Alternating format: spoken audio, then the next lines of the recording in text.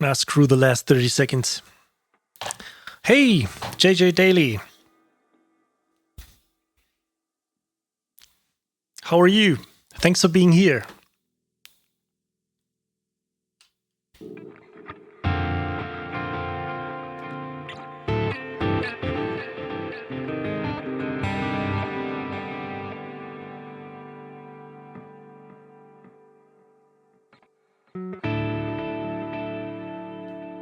Just kind of have to do something that my guitar is in the picture too. Hey, Airsick Titan, nice to see you.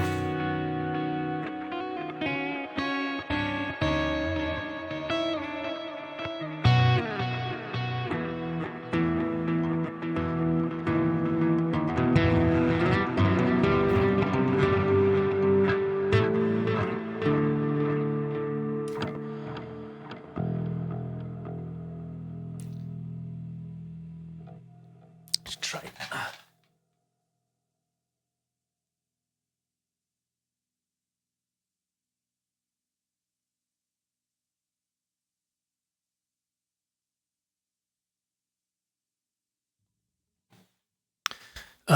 Well, at least a little bit. Well, anyway. Oh, what happened?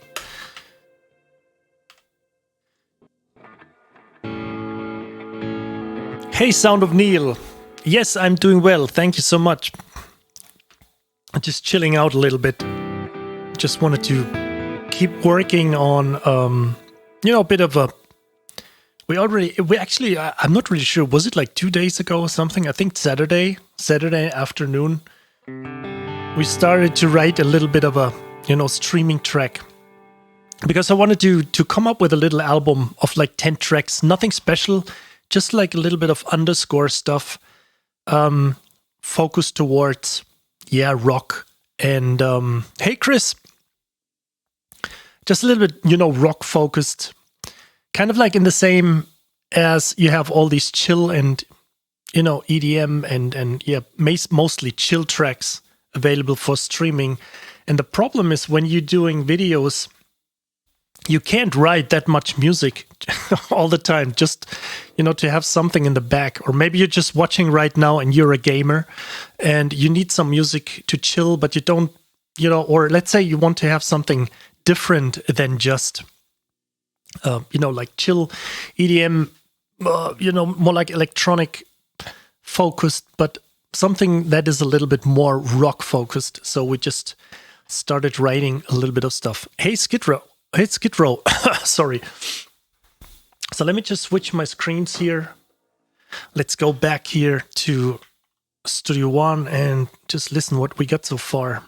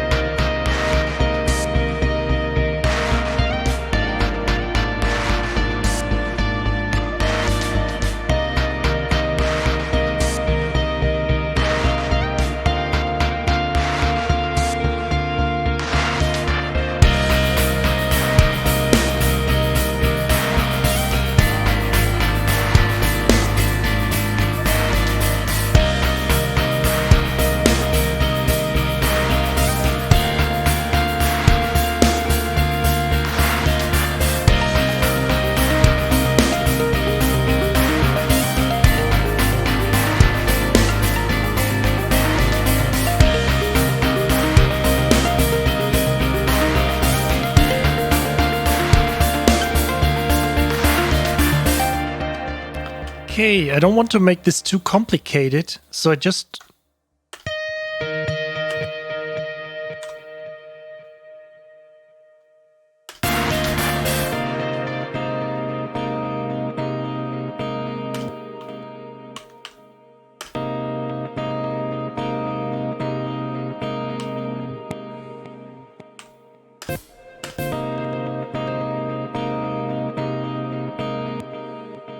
Okay, so I probably have to cut this one after I have rendered the stem.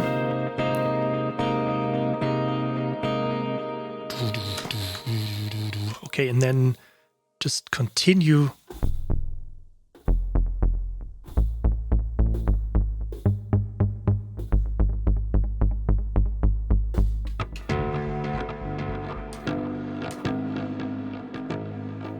Oh, I just have to check the keys.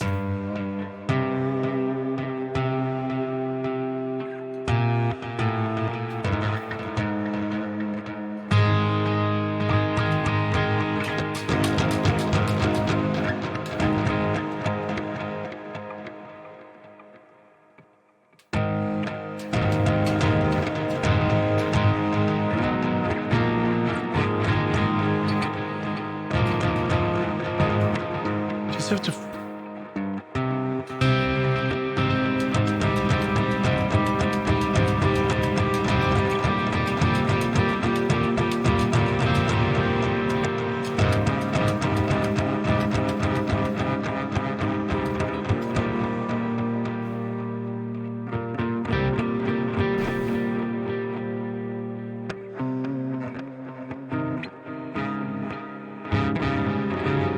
Huh?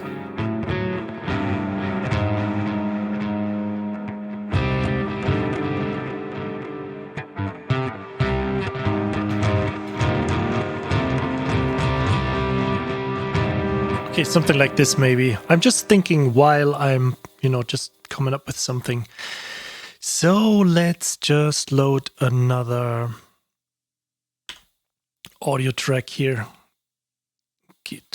Guitar 3, mono, input right.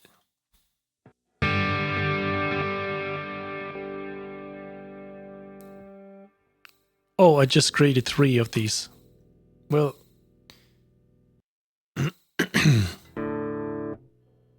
use some more. What do we use? I think we use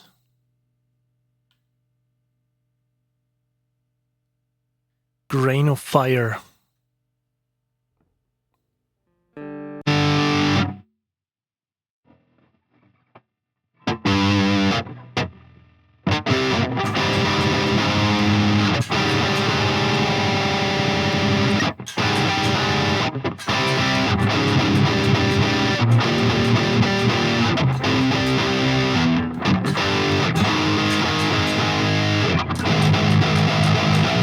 Maybe we should record power chords.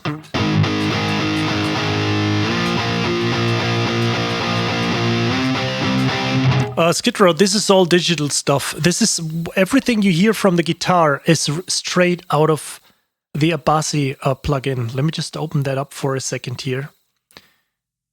This sounds. Also, I put it on the.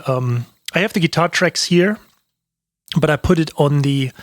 I created a group track. I'm routing the mono track into a group track, a stereo group track, because then I have the reverb and everything available as stereo.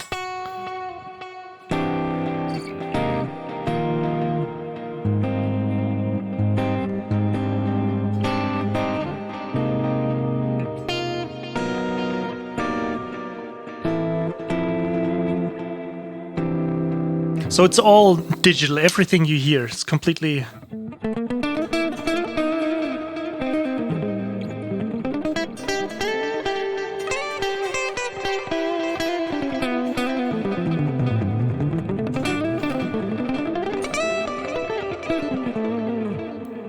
And this is what I've used for that sound here. And yes, you're seeing right, we quantized these because I see this a little bit more as production music than just, artistry. It's not my own album or something that I want to write here. So I have no problems in quantizing guitars, I mean, I'm also using sample libraries for orchestra, so I don't care about.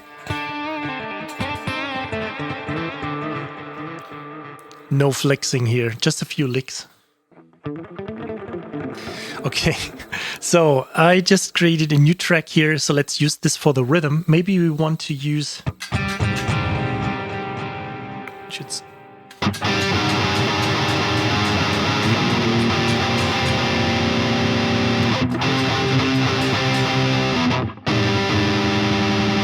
Maybe we should use a little bit more of a grunge sound here.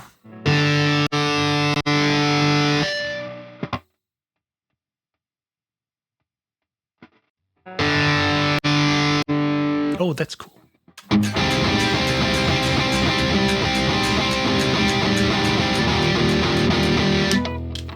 I think I like this.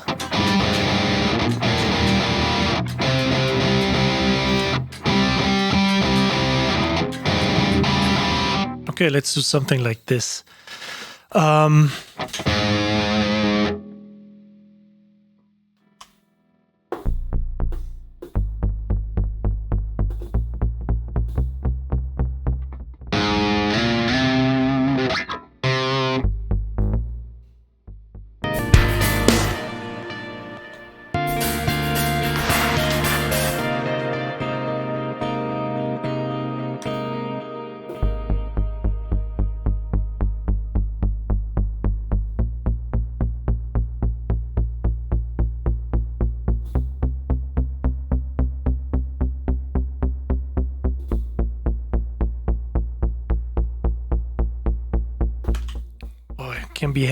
Can be lucky that... Why do I record this one here? No, I don't need this one.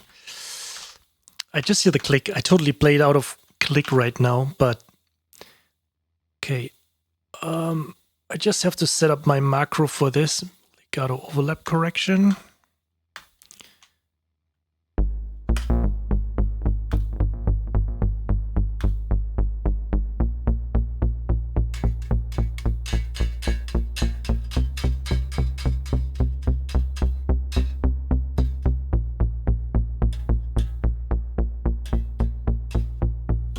Okay. And then we repeat this one.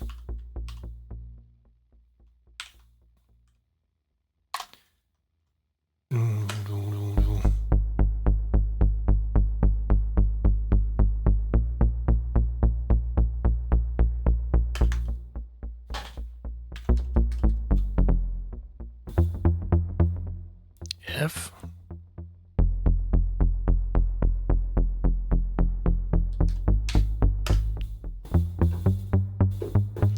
Something like this.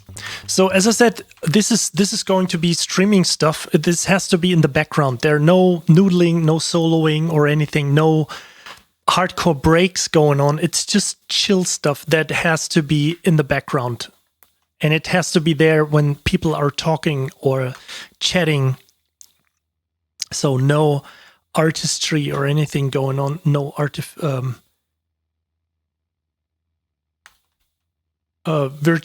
how do you say, like virtuous stuff, virtuoso, arpeggioso or anything.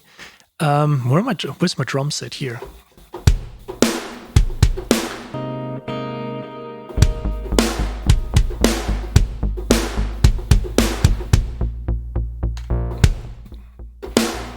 I'm not sure if I should go half time.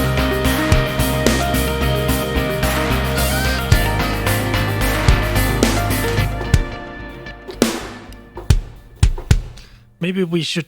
let's try.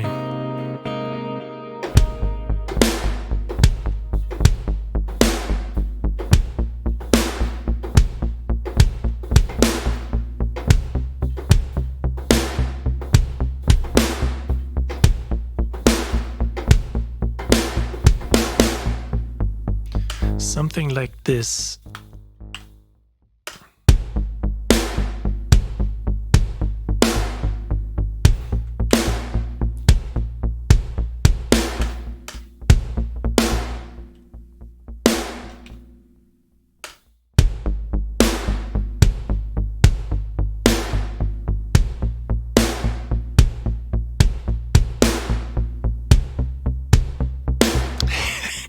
No.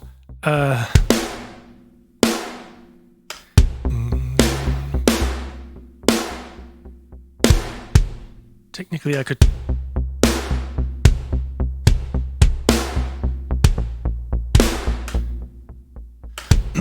Not sure if this rhythm is...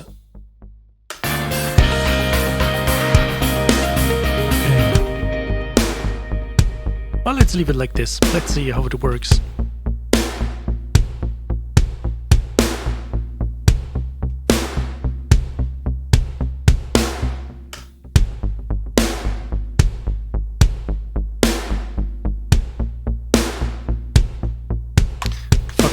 copy this.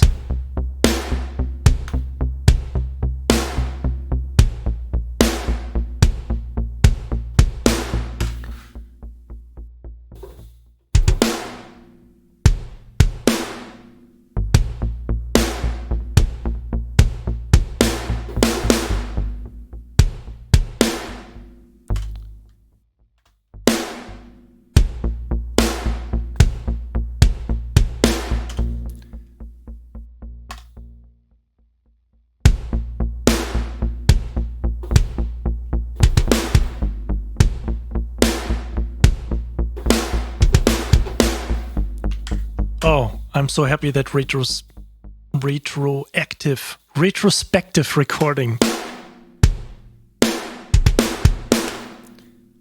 is now part of Studio One.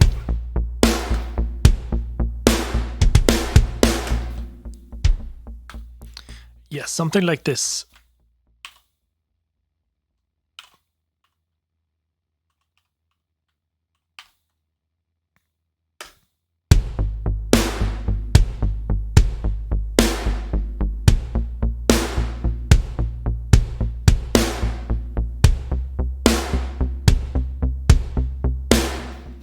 Yeah, right.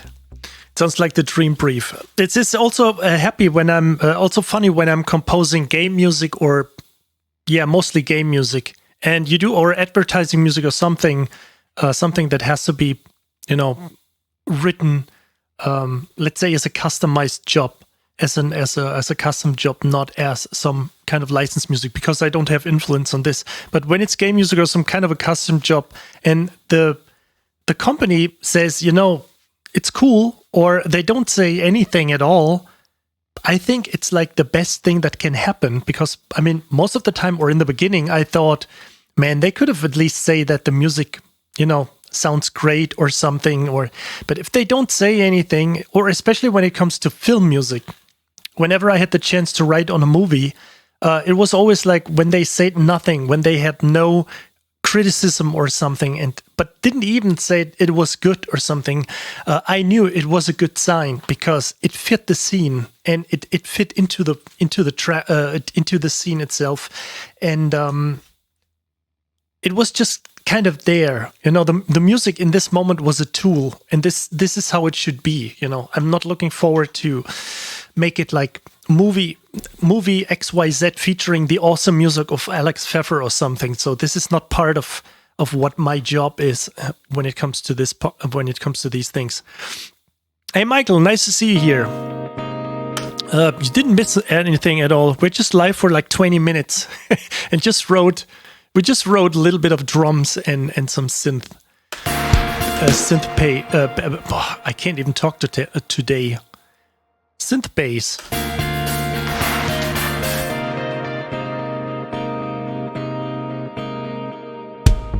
Well, let me just use, because I already set this like 8 notes. And let's copy that to this.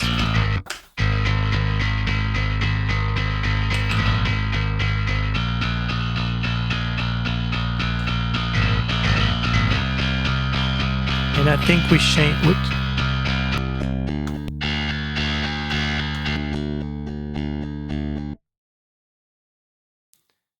kind of sounds cool, but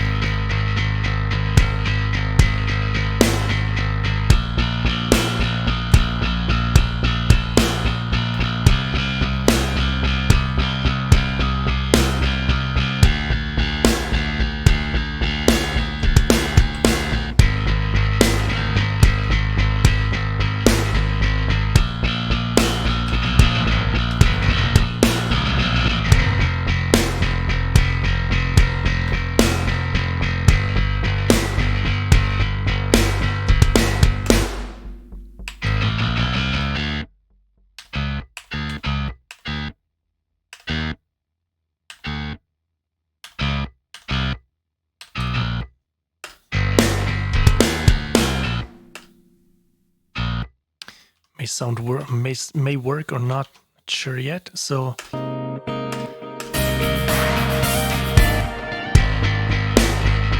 and I also need some nice and easy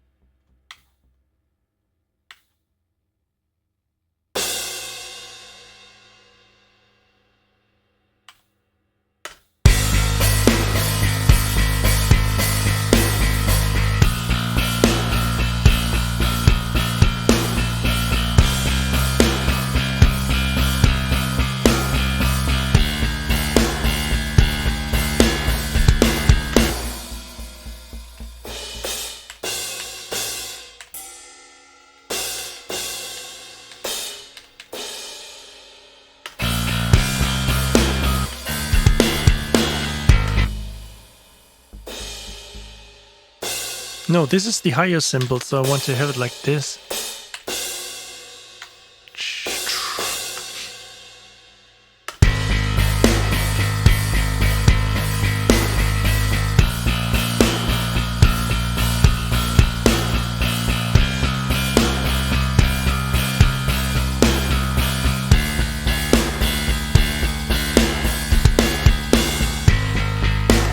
No, this is Jin bass. It's kind of like it plays much deeper. So I'm not really sure if this pitched, but it's like I think it's a 5-string. I'm not even sure what bass they exactly used, but from the picture it looks like as they have used a Dingwall. So also like the texture and everything. I think it's I'm pretty sure it's a Dingwall bass, and this is also the bass that, of course, many other bassists use, but the one of Adam Getgood, the bassist of Periphery, or the ex-bassist of Periphery. Okay, so let's lay down some guitars here. So we just name this Rhythm Left.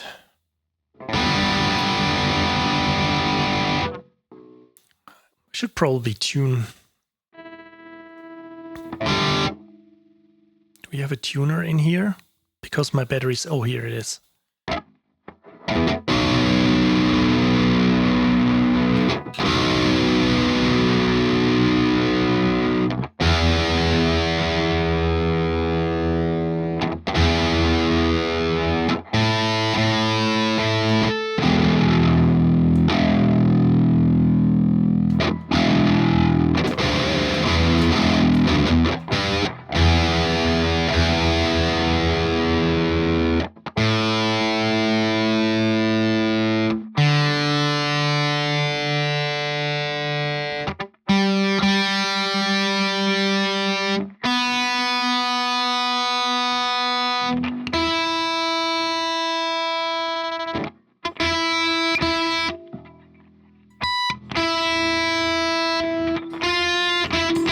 Oh shit, I just have to...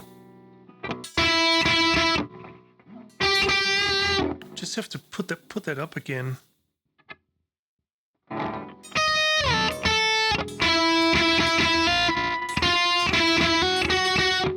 What's happening? What's going on here?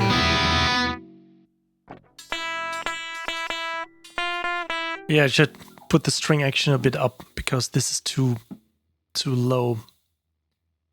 So no empty E string today. Okay.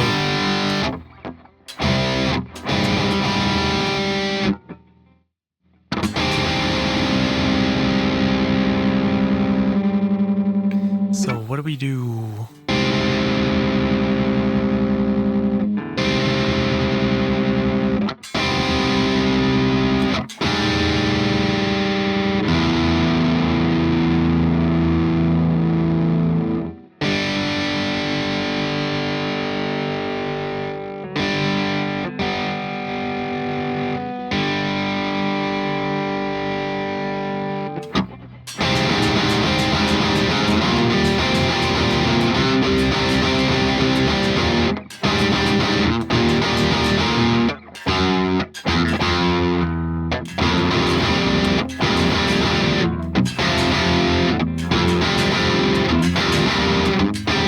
Let's see if that works with pedal bass or pedal tones, because I just want to keep the C minor always, but with the B flat and the bass.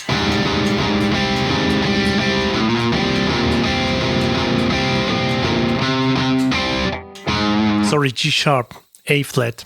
I'm still confused of the 8-string guitar, so I can't sort it out. No, it's an 8-string.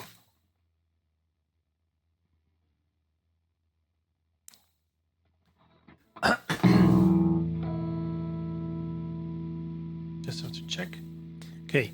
Yeah, it's an 8-string guitar, and yeah, to be honest, Michael, if you are seriously looking for a great guitar tone, to be honest, I dropped almost everything. I also have the bias amp. I also have the effects rack by them. I can just, once the moment I tried the neural DSP stuff, I just dropped everything else. It's just too awesome. I don't want to miss it anymore.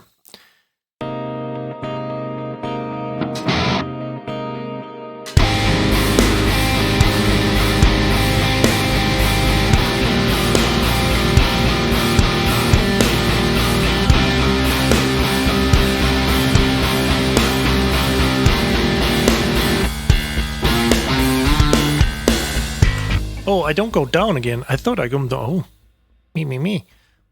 I just want to go down. I didn't check even this.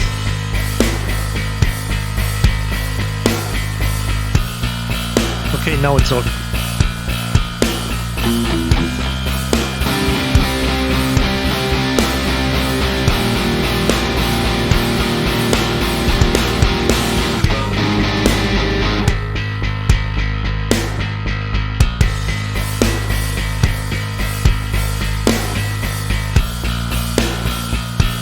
Okay, now it sounds a little bit funny. It still sounds a little bit not really right.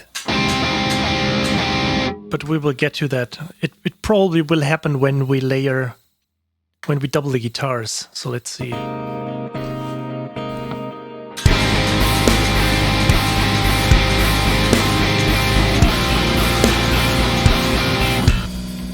No.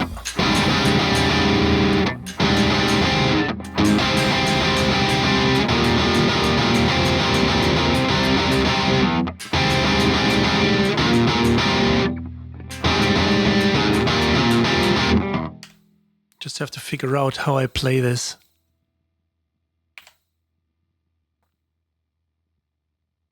Oh, let's make it dirty.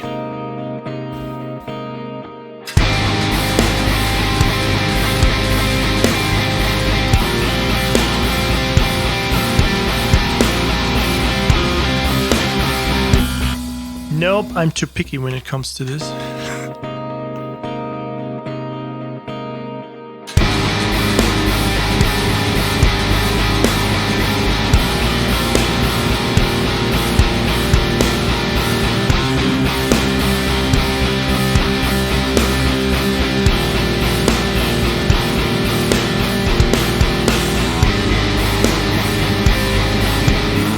I have to play the second half again, and I also can't.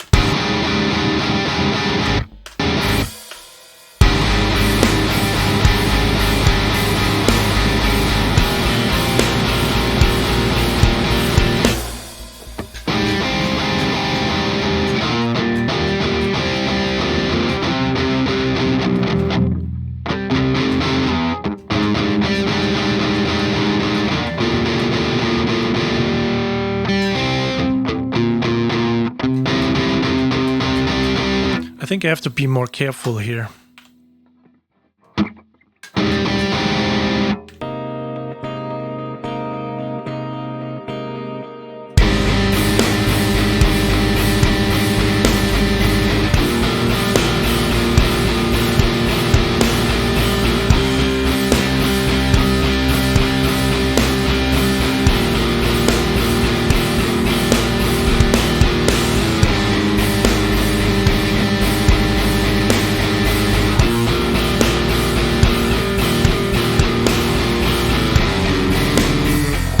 Fucked up the last one. I think I have to play that separately. Weird noise on the microphone.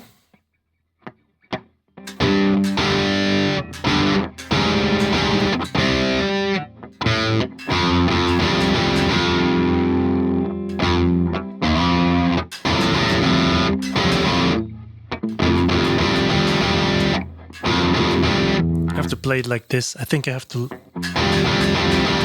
drop that in.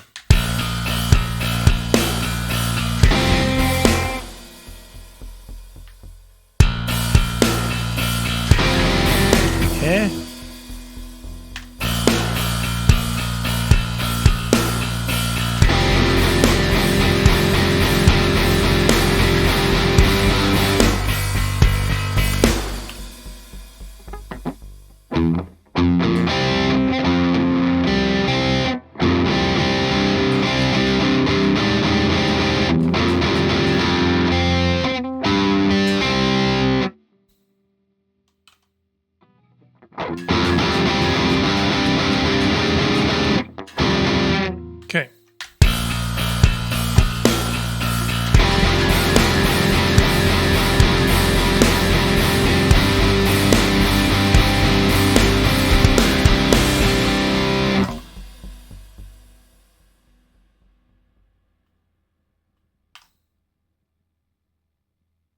Could it be that you hear...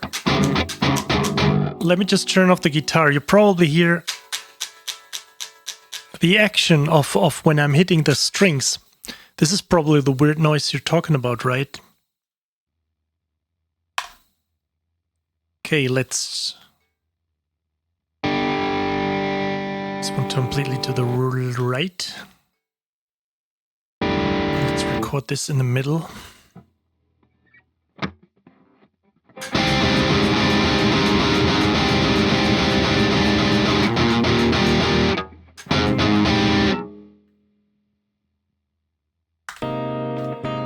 It's probably too much distortion.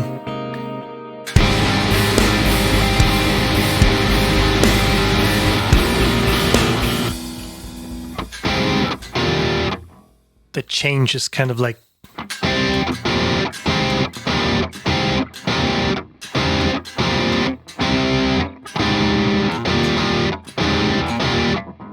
It always works when you're not recording.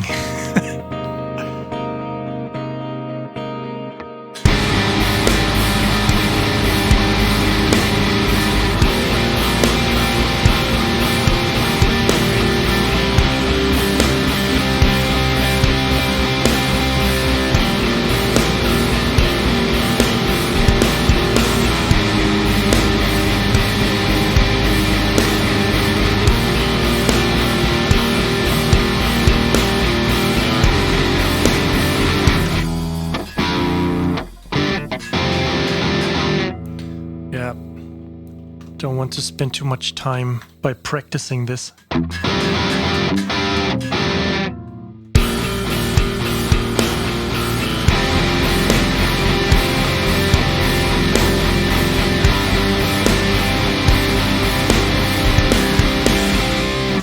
Yeah, what you hear is probably...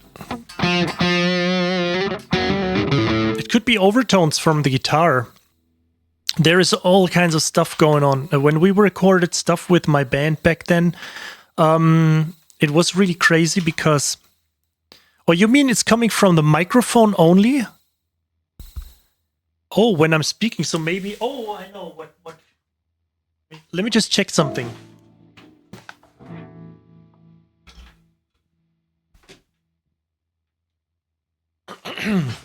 Is it gone now? I just probably have to... Oh, it's gone now. Yeah, it could have happened. I think my microphone cable fell on a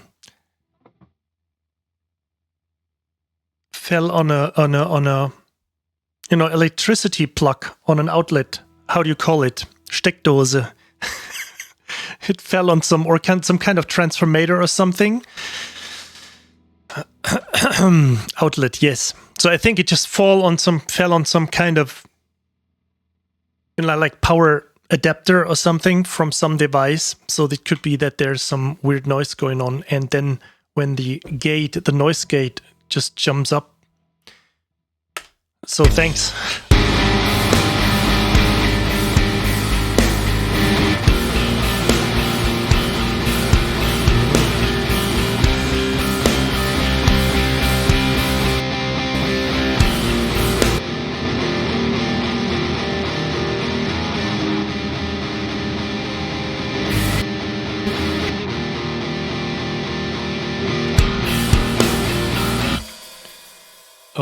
I'm somehow not really happy, but add pause for selected tracks. So we make this git rhythm.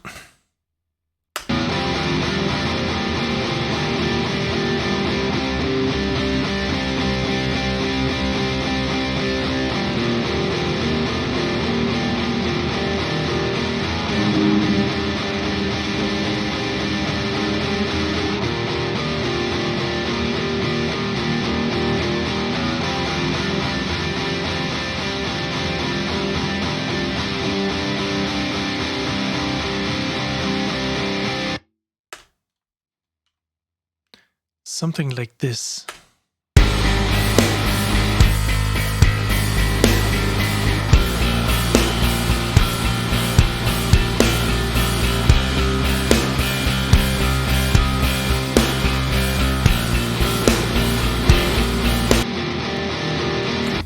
think I have to play one again.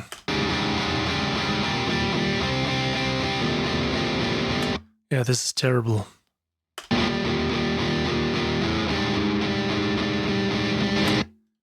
I think I play them all again.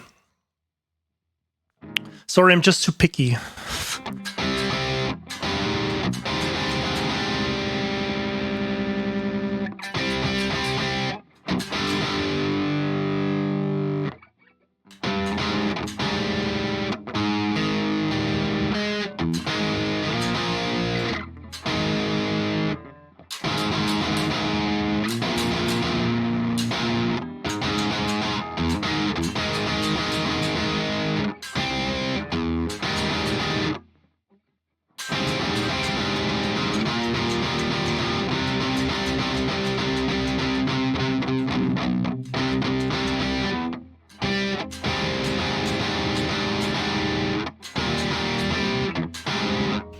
Oh, whatever, I just play them again.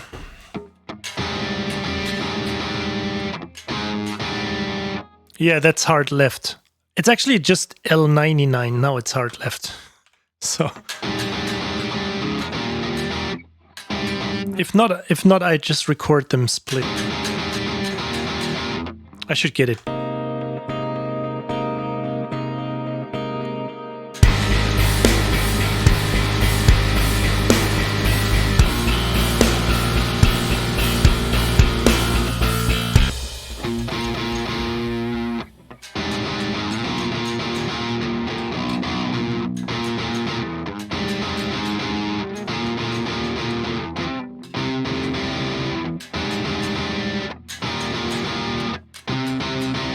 I think I pick another guitar for this one.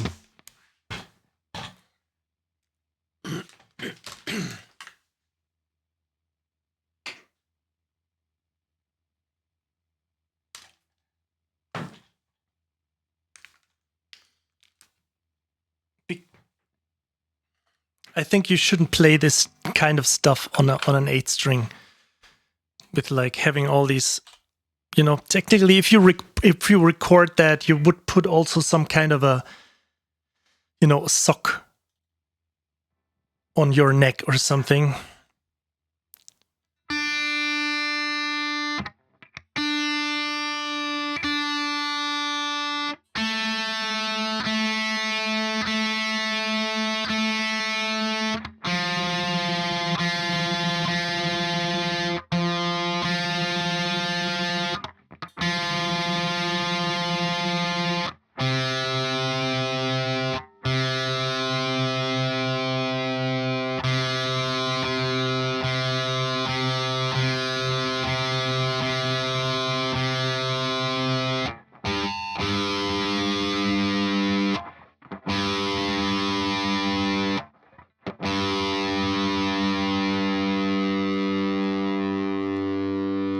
Oh, I'm glad to hear that.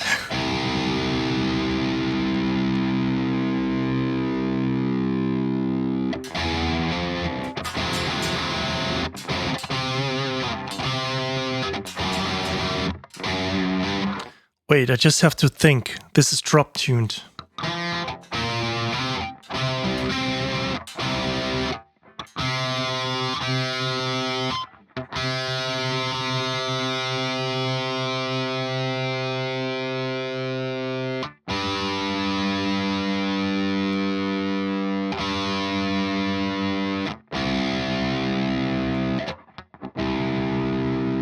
So I wrote this in C.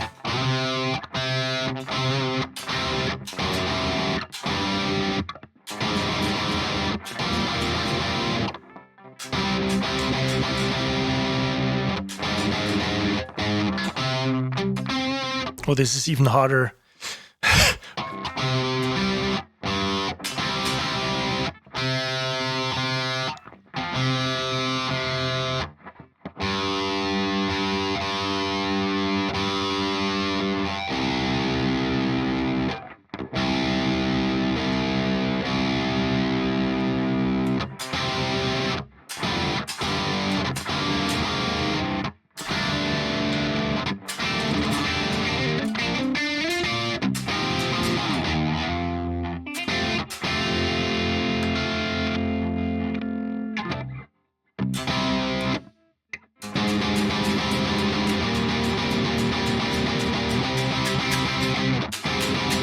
Okay, yeah, this is better, but still too much gain.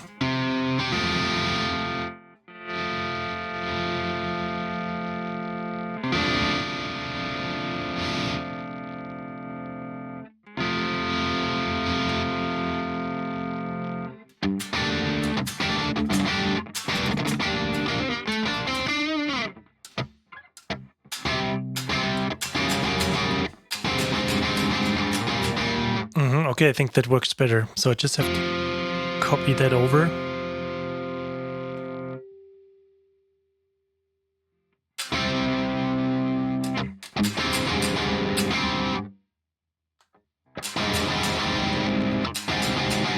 So let's split the pickup. I think this should work better.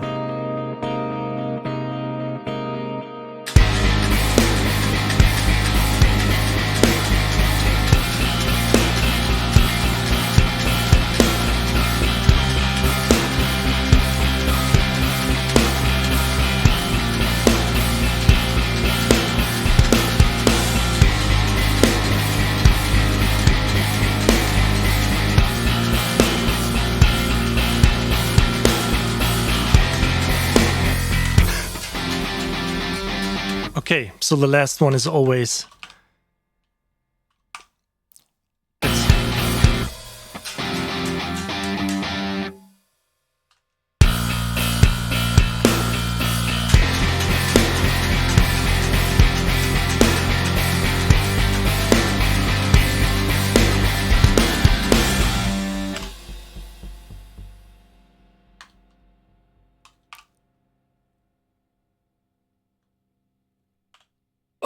I'm not even sure. Valhalla. Hey, thanks for being here. I don't know. I don't think I subbed already.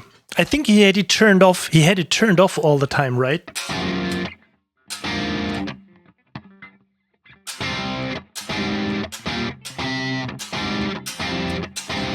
Okay.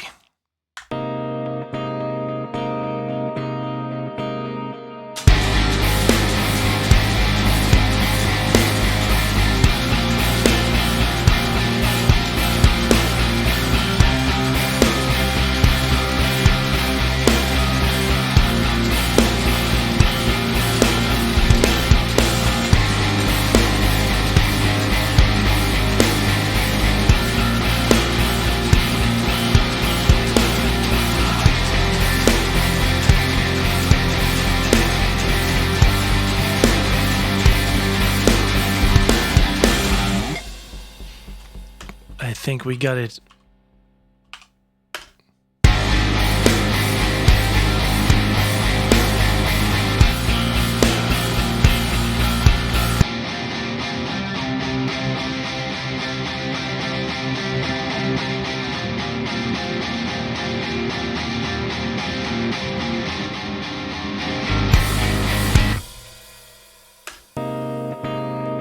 Oh no, not that scratch pad thing. I hate this.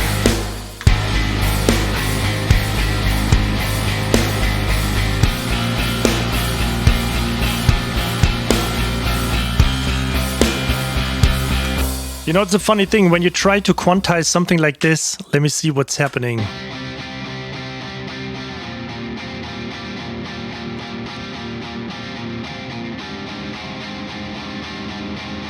Oh, it worked. Amazing.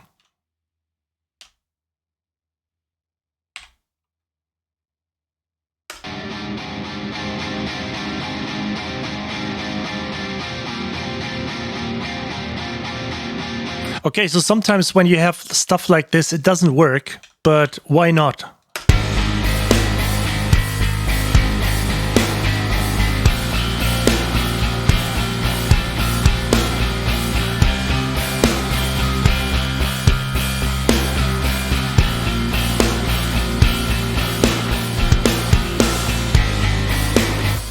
Well, the thing is it's not only because you or I would suck on rhythm guitar. I mean, disregarding if you suck or not.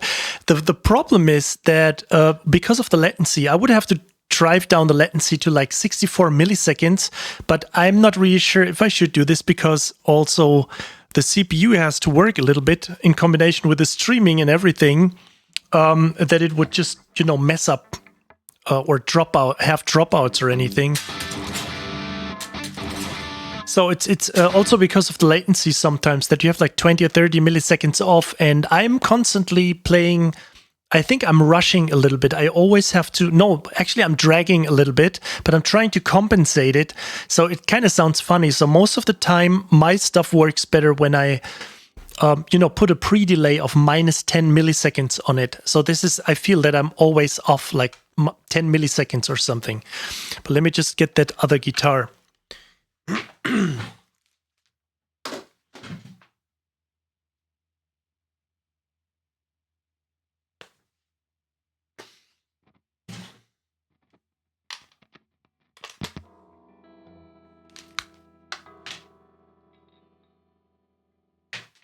I think I still need one 6 or 7 string with these Fishman Fluence humbuckers because they sound so amazing. So let's...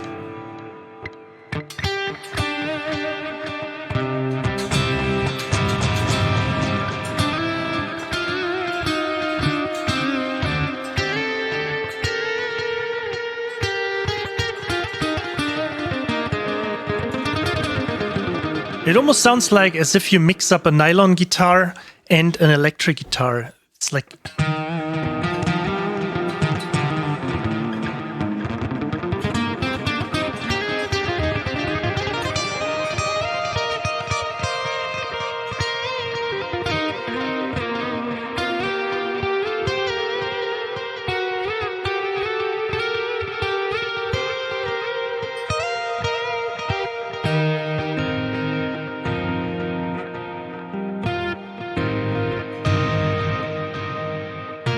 Even if you play distorted chords, it sounds really like...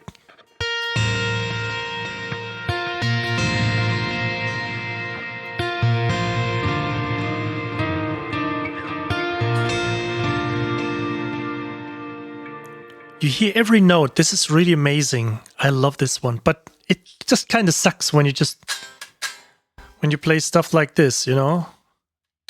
Oops, wrong. Because you have 7th and 8th string below that. This is kind of like...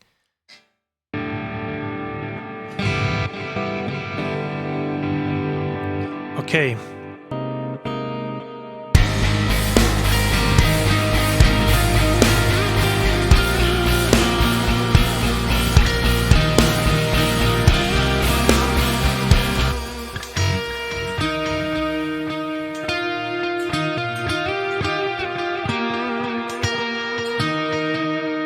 I think I have...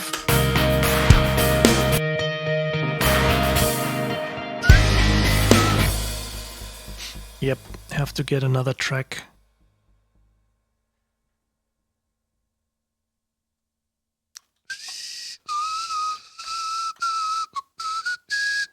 I hear that melody all the time. I just also have to send that to another track here. To another bus, I mean, add bus for selected channels. Then we make it git. Yeah, let's call it solo.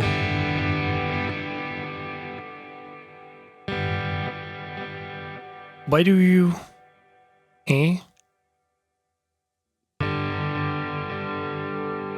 So it goes... Why does it go into both groups right now? I don't get this.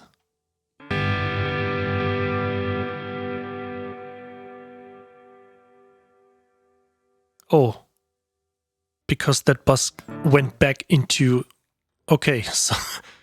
Yeah.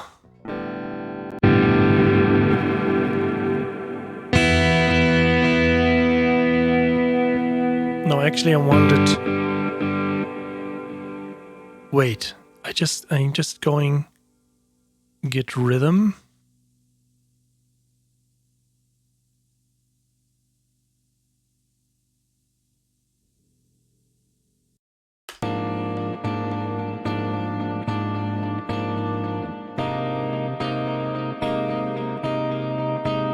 Oh, I named them both. Oh, I think I messed something up here.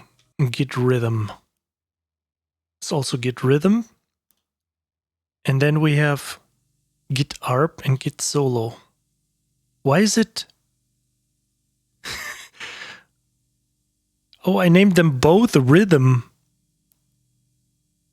Oh, okay. These are two different. Oh, yes. One is with capital letters and the other one. Oh boy. I just named this different here because that messes me up. Let's make it like Schrammel something.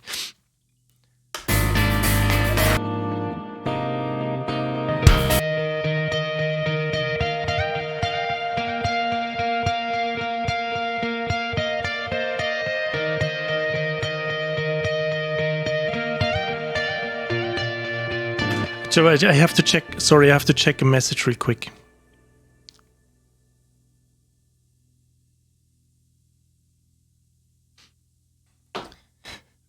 Okay. I just received a message from producer. I sent off a few tracks, and I think what happened? What was this?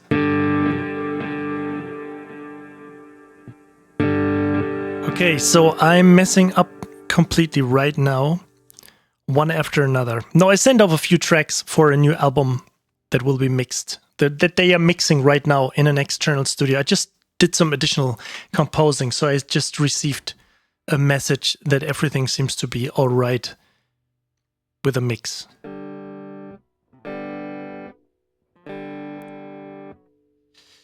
Okay, I want this sound.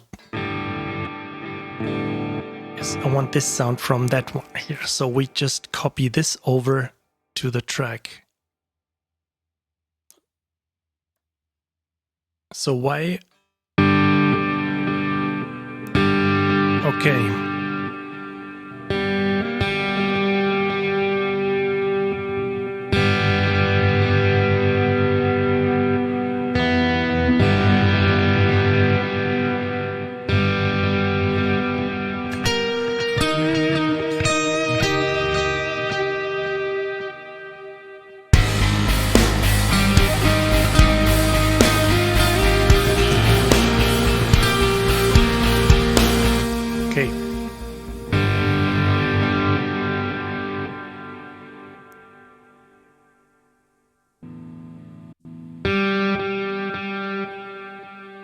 Just realizing I had the other one set to mono too. So I should set them all to stereo here right now. So okay, so I need a little bit more distortion on this one.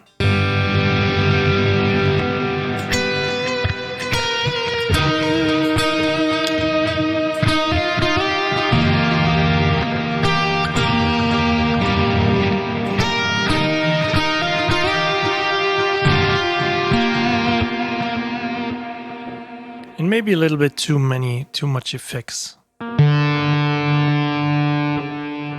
see. Yeah, I know that I can use folder tracks, but the problem is when you use folder tracks, and maybe I still don't know what to do about this, but when I'm using folder tracks, let's say I do this for orchestra, and I slam all kinds of tracks into the folder, it automatically will be sent to that bus. That is obvious, but what happens is that the entire bus moves from the end, from here to the front. So you got the bus in the front, and then you got all the string or whatever tracks, and then you have the next bus of the next folder. But I don't want to have, and this is actually what I don't understand on the layout of Studio One, that the group tracks also move towards where the other tracks is. But I don't want this. I just want all my group tracks here, just as you would work with a mixing console. This stuff doesn't move around all the time. It just stays where it is. So I don't understand why the mixer changes. But maybe if there's that I'm doing something wrong, or if there's some little box I have to tick.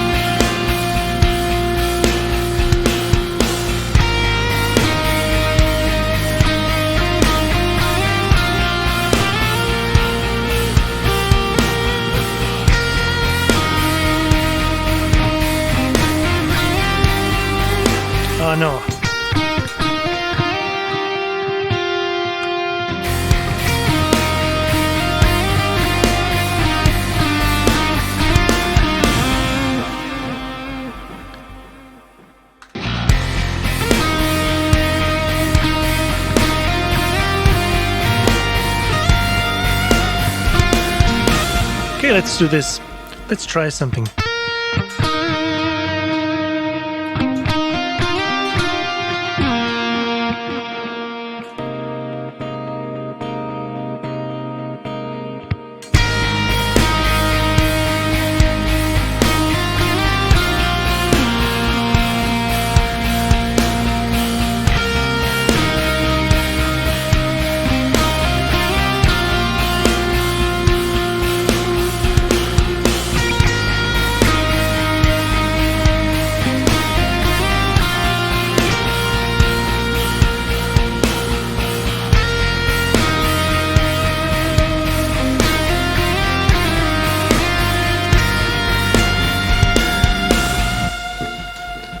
Let's see how this ending sounds.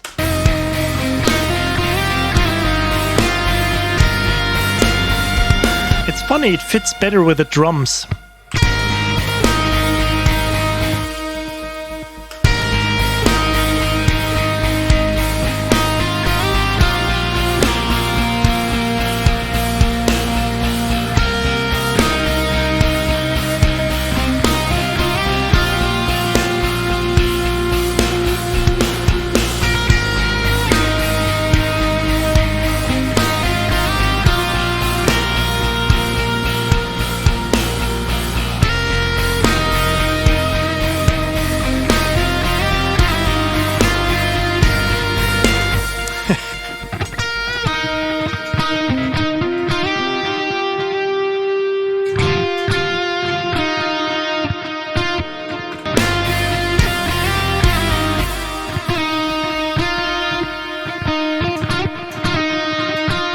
Okay, I did a mistake, but I want to use this. I just have to play this again. Just move it over here so I don't forget it.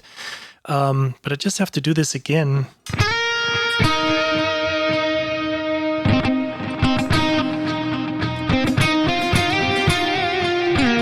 Maybe I should also use the split pickup because I just want that little funk.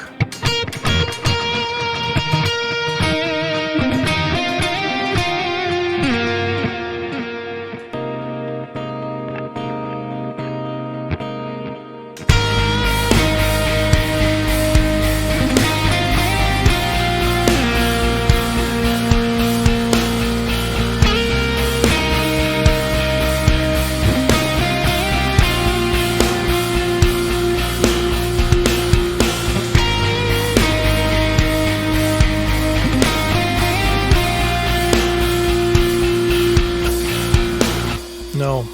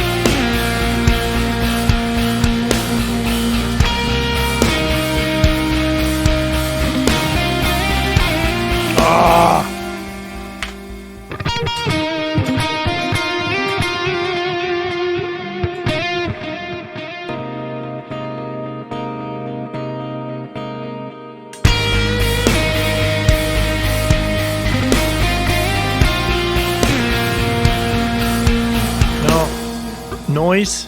Noise.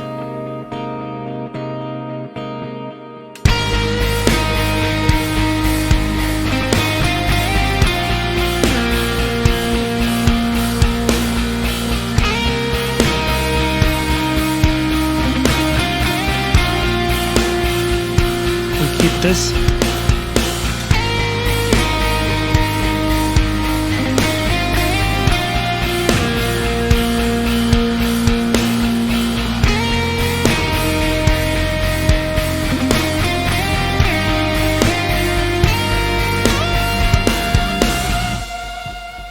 I think that was pretty good, pretty okay. Well, let's not cut it. Let's quantize it first. Ha.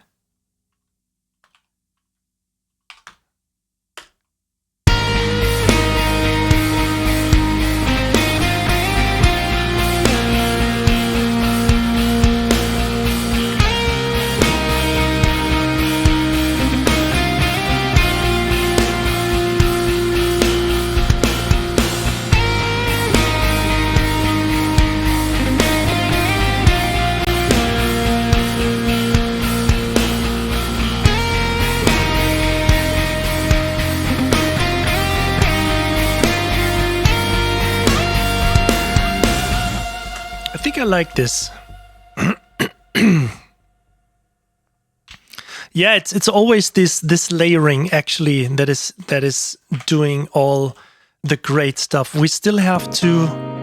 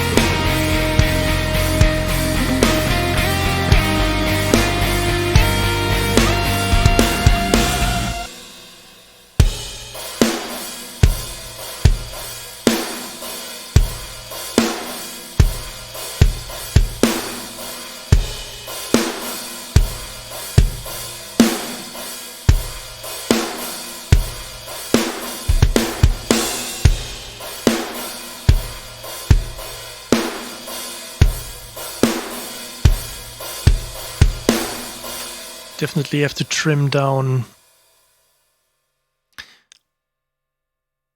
Where are you?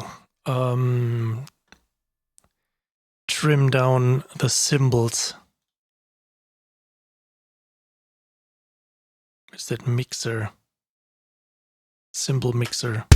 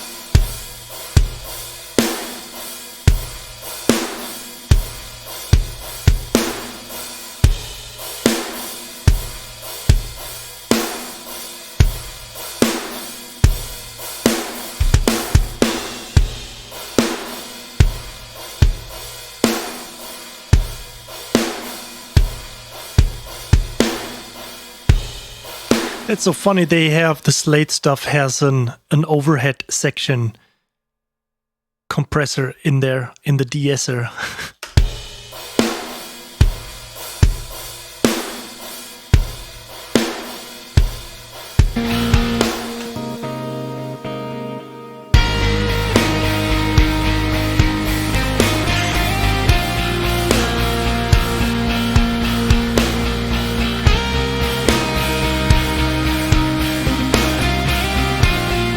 Of course, I should put that de-esser on the split output of the contact instrument. I should split that out.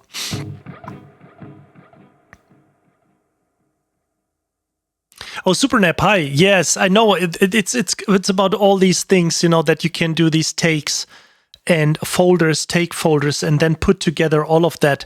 But I totally dumped that idea for me. I was once at a studio and they recorded like, I don't know, like 30 takes of vocals, and then they sat down for the entire day and just put together a few words. And in the end, you know, of course it can sound awesome. And I know that, for example, I think the Titanic, the Celine Dion song, I mean, there's the story that I think that she was singing like 99 takes or 90 or 100 takes, and then they edited it edited the best together. But I'm not a fan of this. I just play a part. If it sounds shit, I do another one. And if it sounds good, but there is some little bit sloppy stuff going on when it comes to timing, I just quantize it a little bit. And that's it. But doing all that cutting and Frankenstein stuff, I don't know. No, not for me.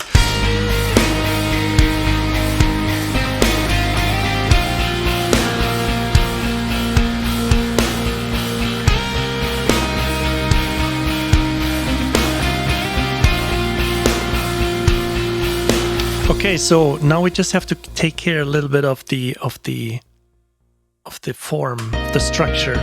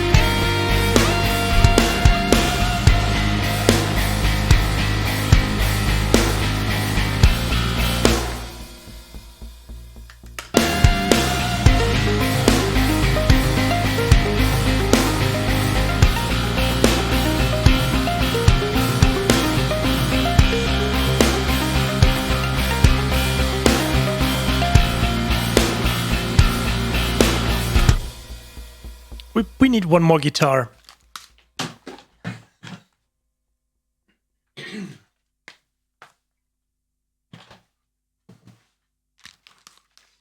So we need the octave thing.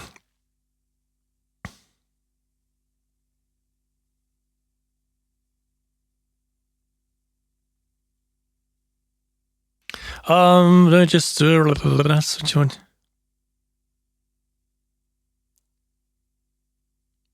Oh, Skid Row, you switched to Studio One because you struggled to figure out. Oh, with multiple times, just have gotten crazy multiple times while using. Okay, so you feel more comfortable in Studio One right now.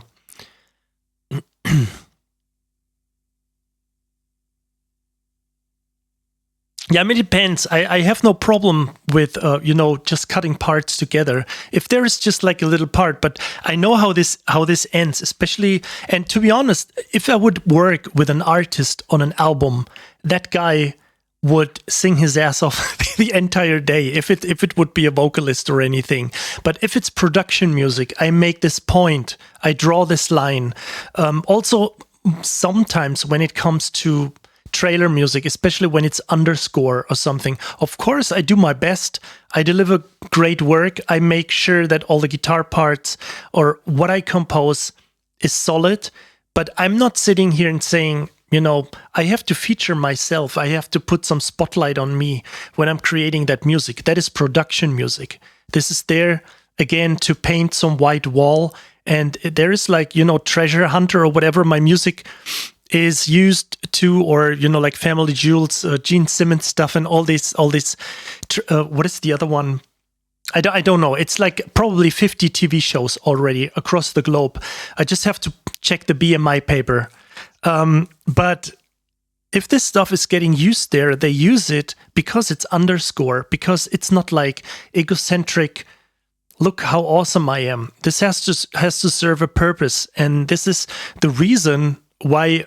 And then, let's put it different. This is why so many composers look at trailer music and say, one key. There are no harmonies, maybe just a fifth in there, one key harmony. And then in the beginning, it starts slow and then, or very low in dynamics. And at the end, there's this ultra hardcore climax, and that's it. Oh, so this is but this is production music, so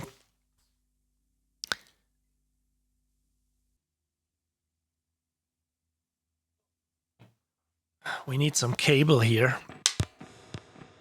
Okay, thanks Storm Physics for being here. Thank you so much. See you soon.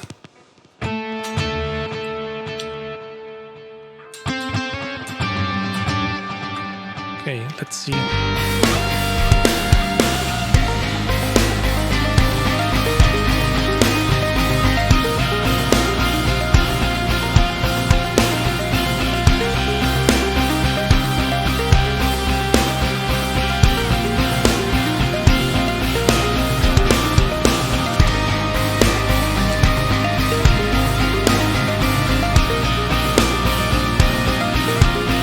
I think this is almost perfect. I'm using this track. Maybe let's try the other one. Oh no, that was the clean one. So maybe I try to. Or maybe let's what is? No, there's too much. I just prefer this one.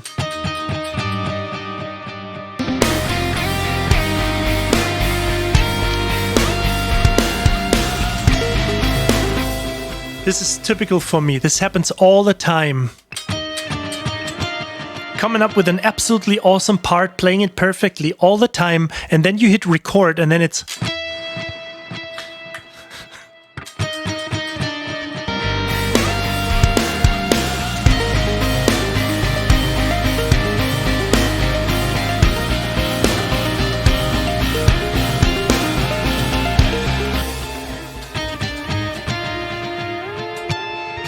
Oh, no.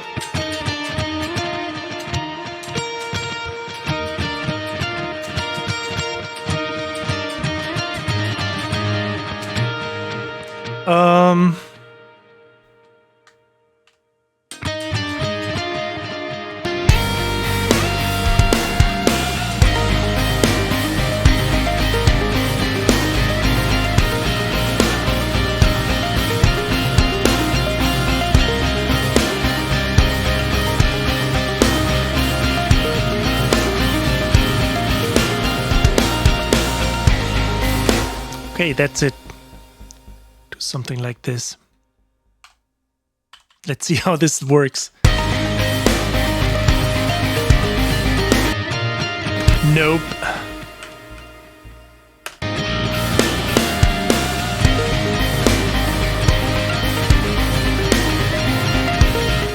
Holy shit. So...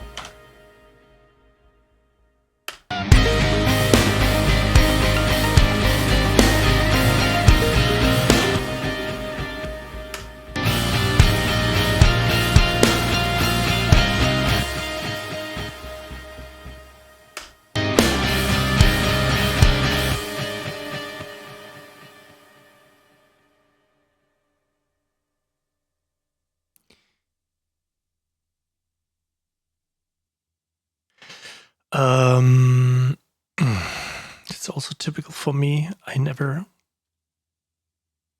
Wait, it was in this menu. No, was it here?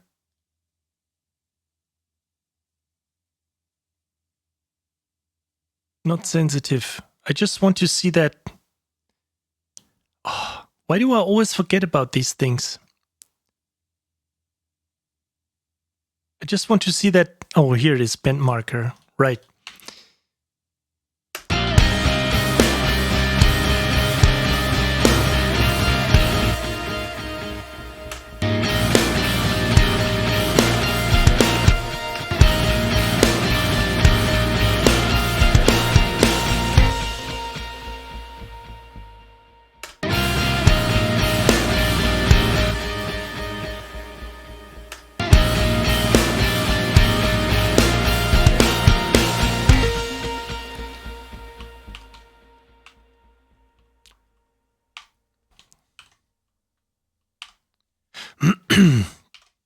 SuperNet, no, it's not for a library. It's actually for you guys when you stream, when you know, or maybe for gamers out there that want a little bit more, you know, rock focused background music for YouTube videos. And and Twitch. It's just a streaming album. You can probably download. I'm not really sure where I will publish it, but probably to all the platforms. Maybe you can get it on Apple Music, or I just have to find out for distribution whatever I do. I don't know. I'm not sure yet, but.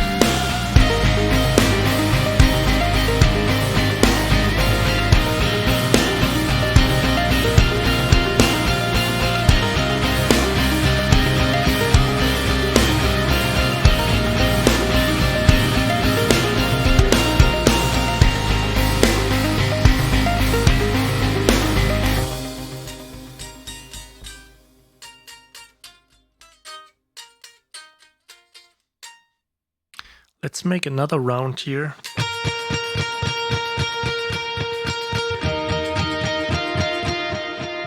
And let's... Whoops.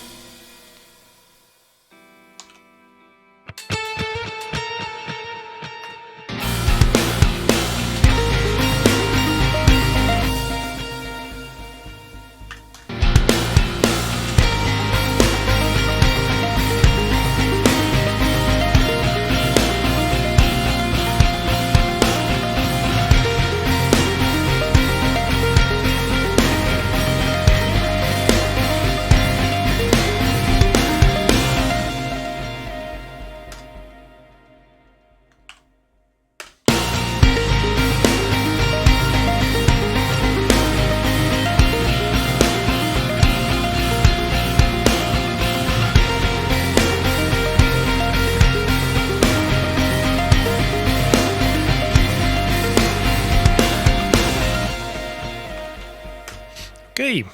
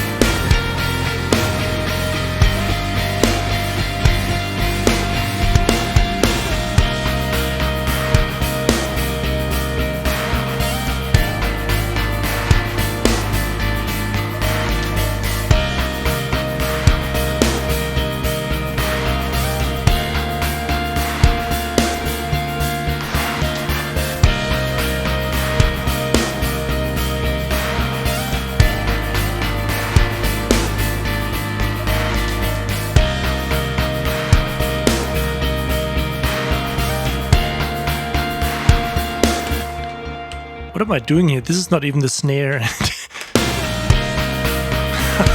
Oh my god. Okay, here we are. Oh, you do hear the change in the snare? It sounds better now, right? And the bass drum. Yeah, it's really completely smooth. Everything changes, Nothing happens.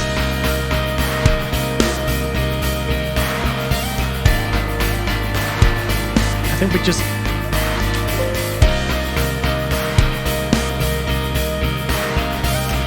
No, I'm not. I think we should... No, let's get...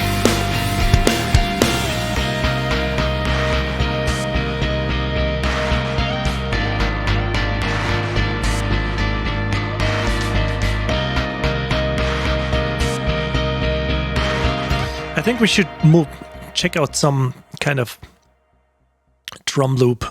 Let's check out something of Damage 2 or so. Just a little bit of a thing that lives in the background like a happy tree. Loop designer.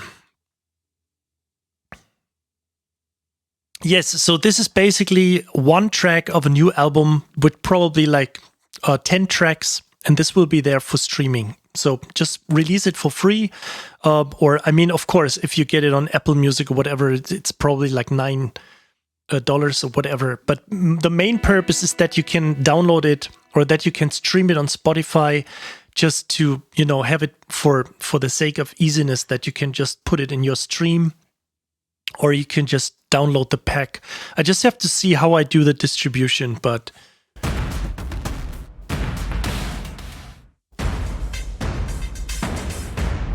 let's use something. There's something quiet in here. Modern mystery. Suspenseful filtered pulses. That sounds good.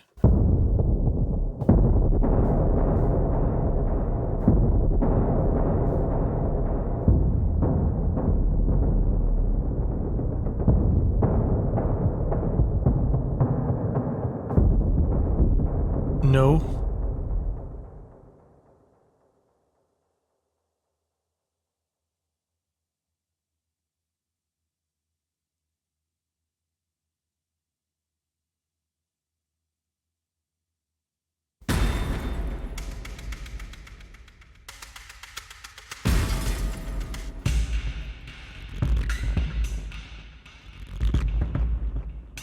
Well, let's try this one.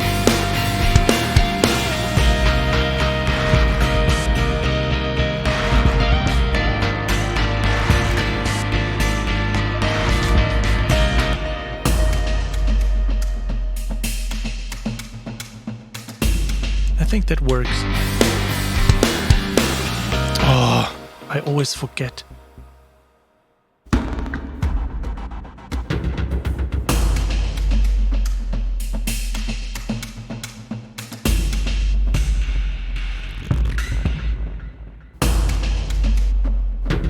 Was it this key?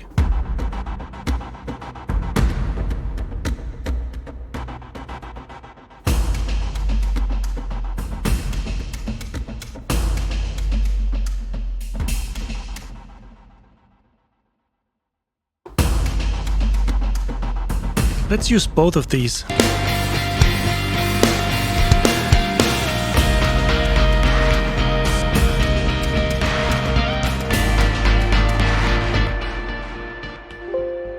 Gling.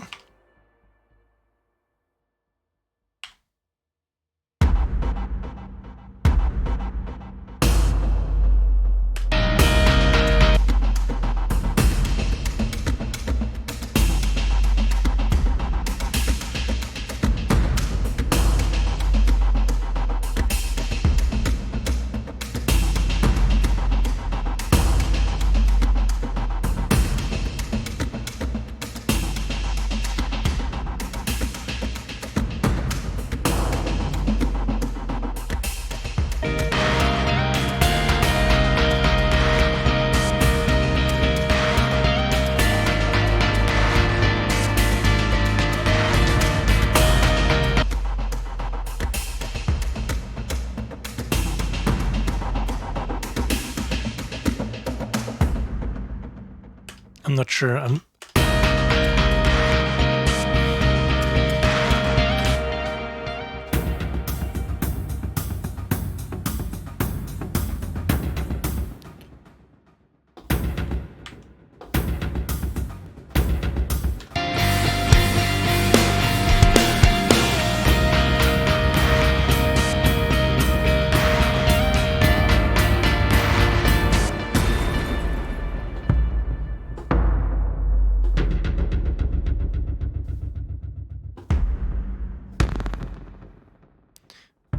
I think I should just...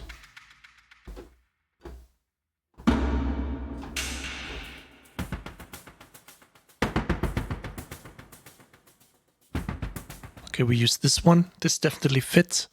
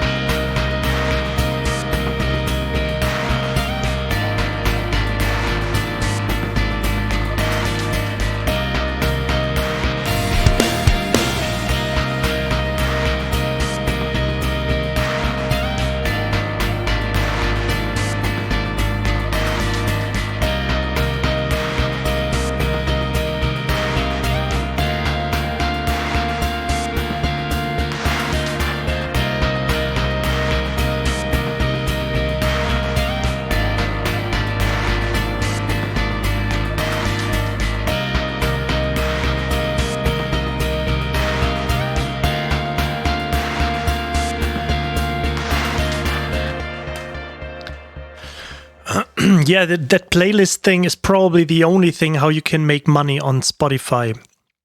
And the reason why I think it's a good example, I mean, I'm just trying it because I know that Harris Heller is doing with all this EDM stuff, and not EDM stuff, but just chill music, kind of like a little bit of jazzy tunes. Sometimes it's a little bit more hip hop, but not really. But it's just kind of mix, like R&B, soulish background music, and I don't know the names of all these styles, but it's just like the typical chill music you hear when you check out a stream. But I've never seen something in the style of, like, let's say, chill rock or anything. So I just wanted to do a little bit of something that is focused to this. And I think it's a good model because you can just give it away for free. And if somebody uses it, you will get the plays on Spotify, and people will listen to this over and over because they're using it for their streams. So, but if you think about it, I mean, Spotify pays as bad as YouTube and all the other services for their streams. And I mean, considering that you need, like, what is it, like 230 streams to make $1? So that's like, you need 1,000 streams to buy a cup of coffee. I mean, on Starbucks or whatever, like that expensive crap that doesn't taste. But no, sorry, I can't stand Starbucks coffee. I'm a maniac when it comes to grinding coffee beans and just preparing this all for yourself. I can't live with that stuff in cardboard cups or anything. Blah. Sorry, but yeah, I mean, and this is so you just need high numbers of this, and I mean, if I'm pretty sure that I won't make any good or any big dime on that. A big fortune on an album like this, but it's just fun because I can do this live.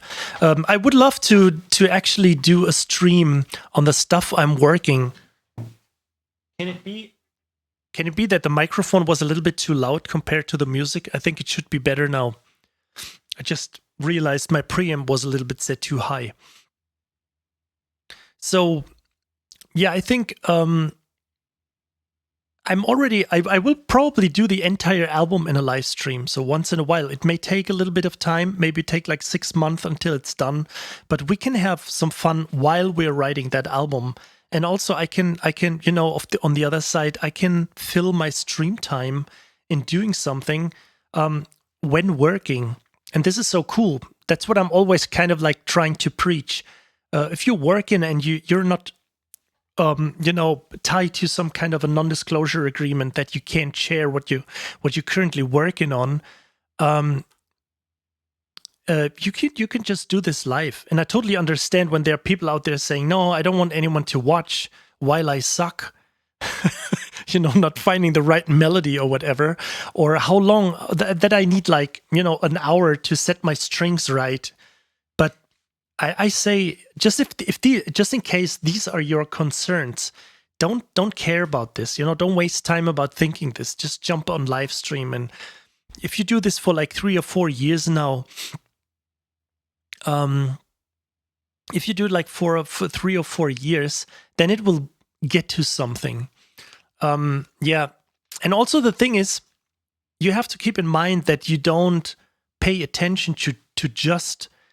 Let me give you an example. Let me just quickly switch back here for a second.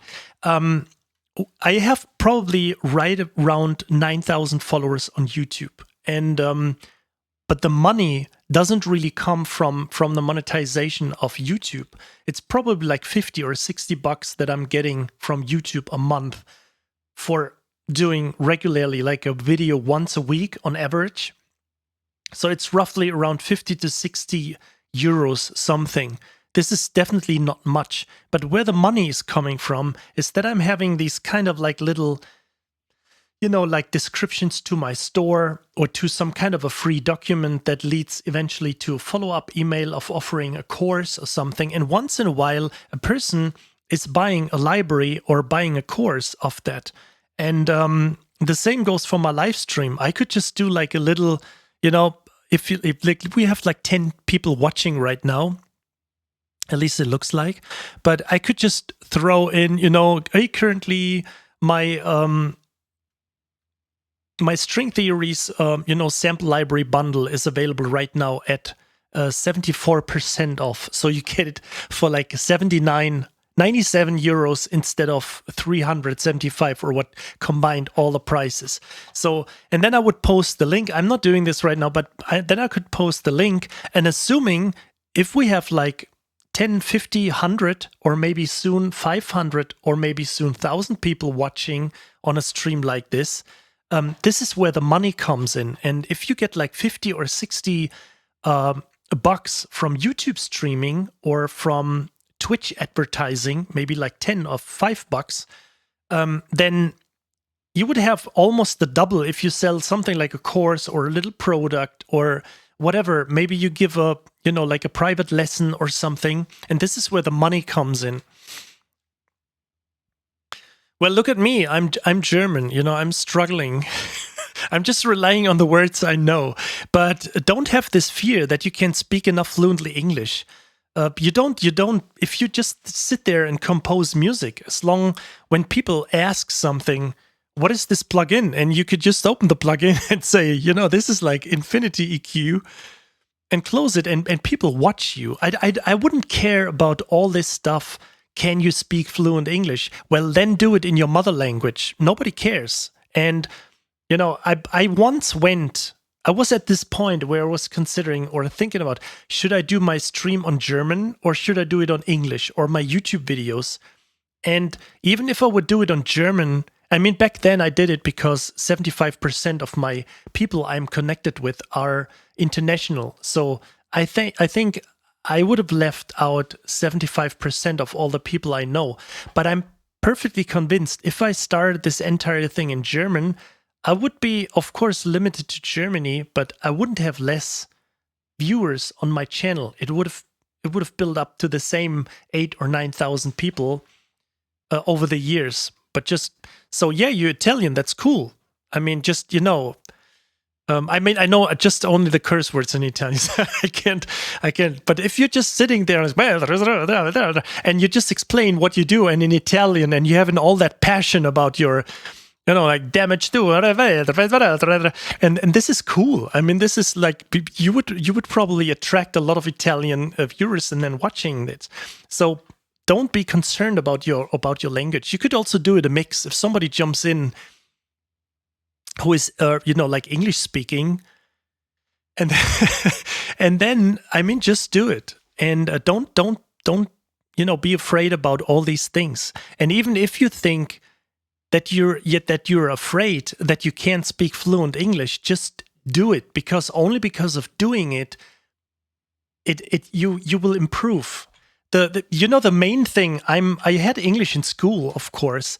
But most of the time, I learned my English from playing Parser Adventures. Back then, on my Commodore 64 or whatever I had back then, it was like text adventures. And if I didn't know a word, I put up the dictionary and just tried to find it. And I know the first word that I had to learn was examine. But what does it mean? Like when you look for something, when you try to research a door or a well or some kind of a bag. And in these adventures, it was always examine. And then it's like, oh, this is what the word means. And I typed in examine bag. And then, hey, you found a key. And, oh, what is key? And then you start looking. And then I had English in school. But my English was kind of limited. But when I started to talk English was when I was living that year in Los Angeles. And probably in that time, I learned my entire, the English I can speak in right now. And what I'm trying to say is with when you do streaming, you just grow with your mission. You just go online, you just start streaming, and maybe your English isn't perfect, but who the fuck cares? You know how many words I don't remember or know during the stream, and my head is always like, I'm a German. We are used to Fußbodenschleifmaschinenverleih. Like all these long words. And you try to come up with that logic in English, but it doesn't make sense. You just have to, it feels like you're reducing your sentences to like this, but you have this in mind. So you always have to be sure to just keep it as short as possible so you don't mess up the English language. And if you just keep it simple, and the rest will come by itself. So I wouldn't see this as a problem. It's all these kind of fears that build up that subconsciously keep us from doing things. And I would just shit on it. Seriously, I would shit on your fears. I just do it, and just, it's not like, it's not like there's a pool of bird spiders or poisonous snakes and you just jump into this and you will die eventually. Most likely you will die. It's just a live stream. If you think this doesn't work out, you just say after like 30 minutes or 60 minutes, you say, hey, that's it for today. Thanks for everyone being here. Goodbye. And then you just leave. And then you watch it and you rewatch your own stream. And then you suddenly realize, hey, I have this funny, weird English accent, right? This funny accent. But you will keep improving this. And then you realize that you use one word very often, but you always forget it. And then you look it up in the dictionary, and then you remember it for the next time. And this is how you grow. And I promise you, do this for like 3 or 6 months, and nobody cares about all this. The most important thing that you come over naturally. That you're just having fun with the people. I mean, if you go on a live stream, you're just composing, what? I don't care about your, like questions. Shut the fuck up, let me just compose music. Everybody would say, okay, then, okay, thanks, bye. But if you're just being open-minded and you just get into a conversation, nobody cares about your English. I mean, imagine back then in school, you probably had all these exchange classes too, from people from coming over from Sweden or from the US. And then you had like exchange people in your class, in your school class. And nobody was actually talking the language, but everybody came along with the sign language and and having fun and doing jokes and laughing and doing funny faces. I mean, this is how people can come along and do some kind of conversation without language. And I mean, we have music here, right? So we don't need to take care of our language. It's not the most important thing. The cool thing is that we can just all come together and make music. Where did you Google that up? Yeah, Oberpostdirektionsbriefmarkenstempelautomaten Mechaniklehrling. And you did a typo in that. See, this is our brain functions. We can read these long words without anything and then detect mistakes that somebody did while typing it. That's like how fucked up Germans are.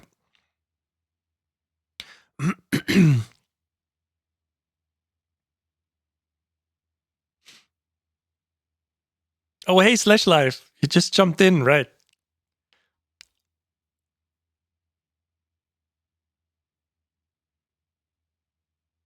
So let me just read a little bit here.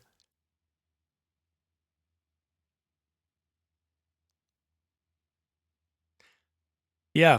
I mean, I'm happy that we are giving you a lot of courage, but just try it. Just do it.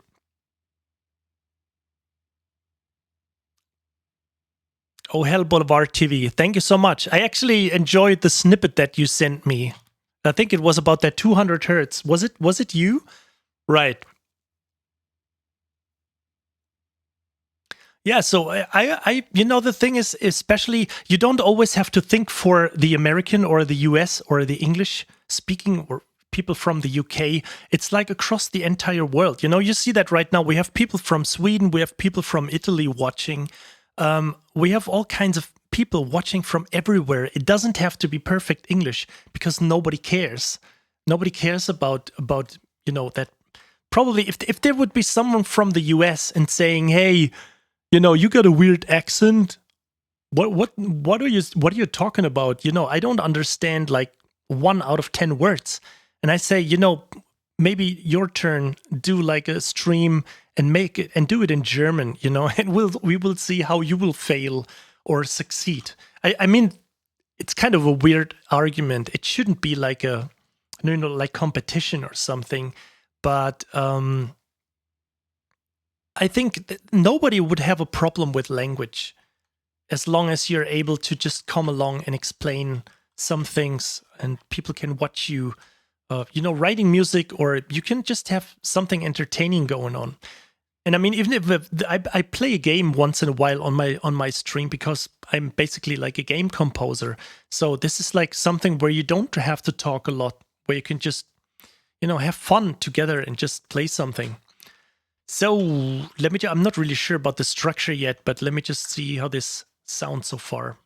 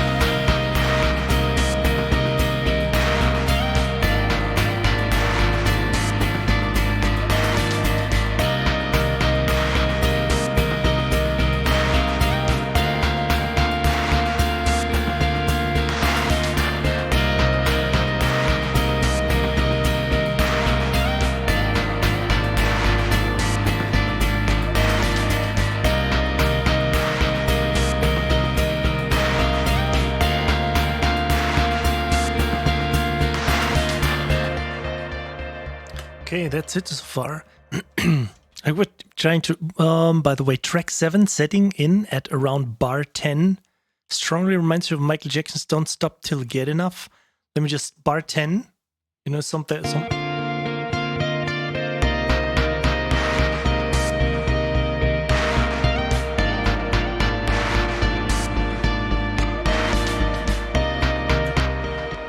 I don't know. Yeah, I mean, probably this is like, maybe there's a Satriani track or some kind of a, I don't know, maybe early Tony McAlpine guitar instrumental track or something like this, where this is you know, where the melody is from. I mean, basically we heard everything so far. Maybe I hit the exact drum part, like.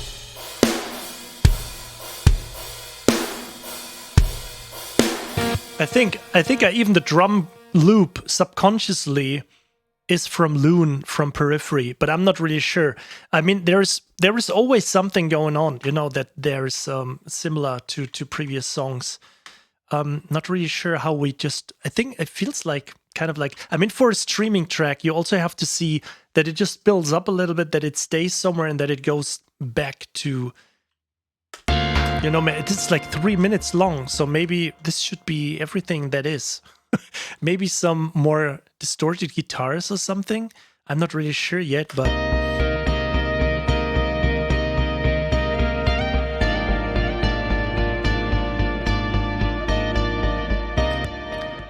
I just have to see if I read that right. But you said, like, what is it, track 7? So what do you mean, like the refrain lyrics? The rhythm of the refrain lyrics, but there are no lyrics in here. Maybe I'm missing something.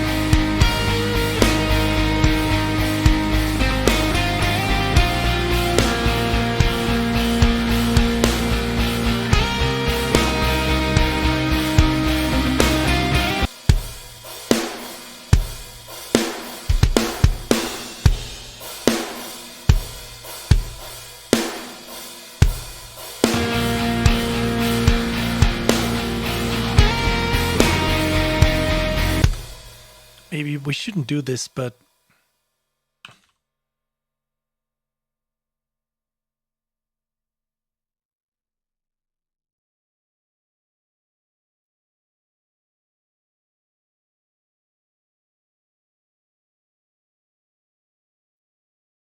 what do you have to offer for drum rooms?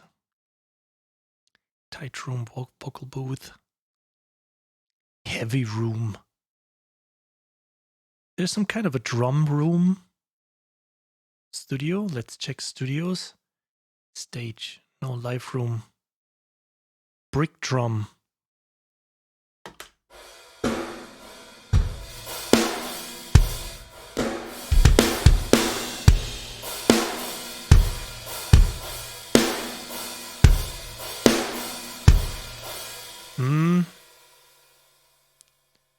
Let's see what we have. Drum.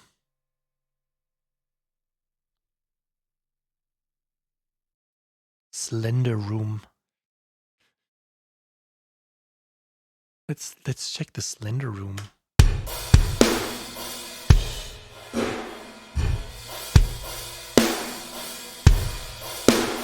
Yeah, that doesn't sound bad. Let me just try that.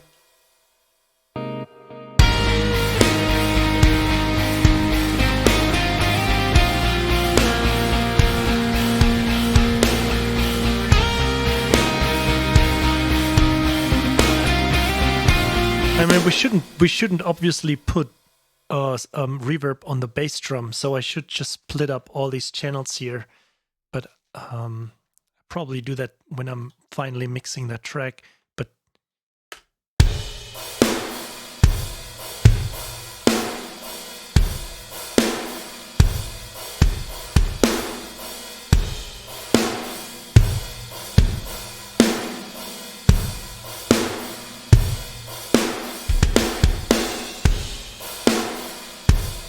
so the melodic part of that drum set, I call it like the melodic or the tonal part of that drum set is around like 100 here.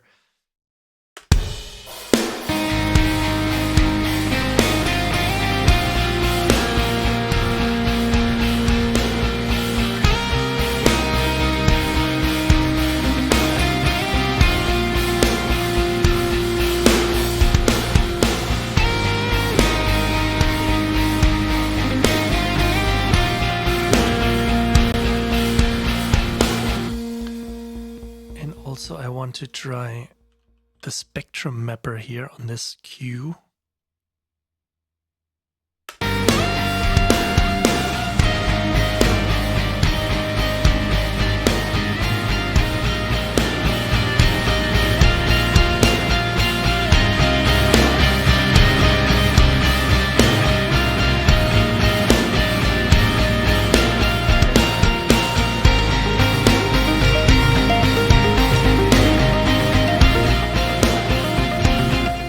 Nope.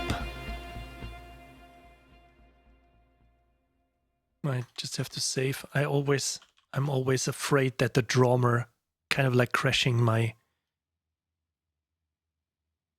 setup.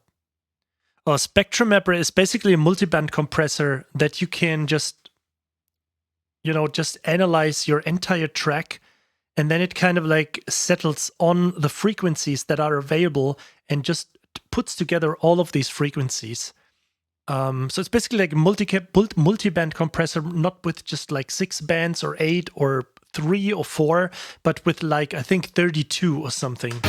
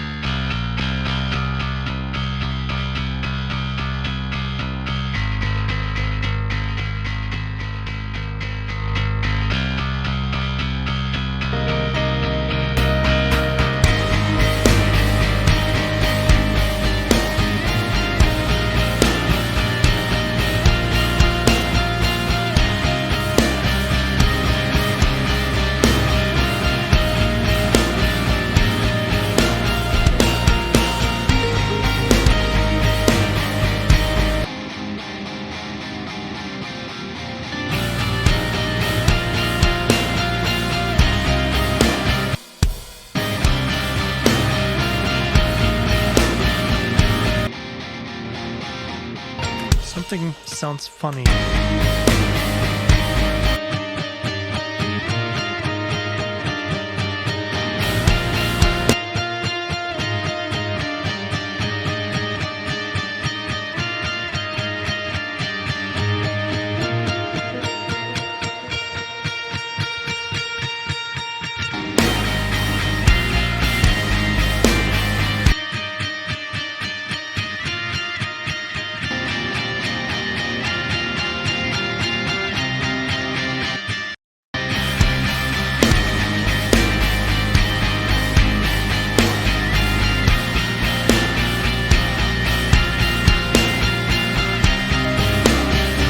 Okay, there was some noise, something. Maybe I should have to play that part again. You can clearly hear that. This is what I mean. This is a perfect example of what I mean when you should clean up your mix. I mean, this is not like a far from a perfect mix, but this is one of these things when you listen to that track here.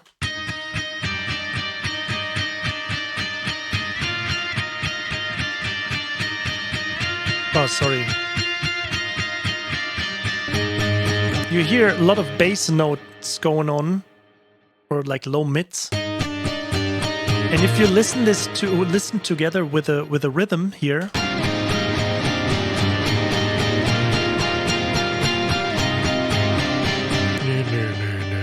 there's something clashing.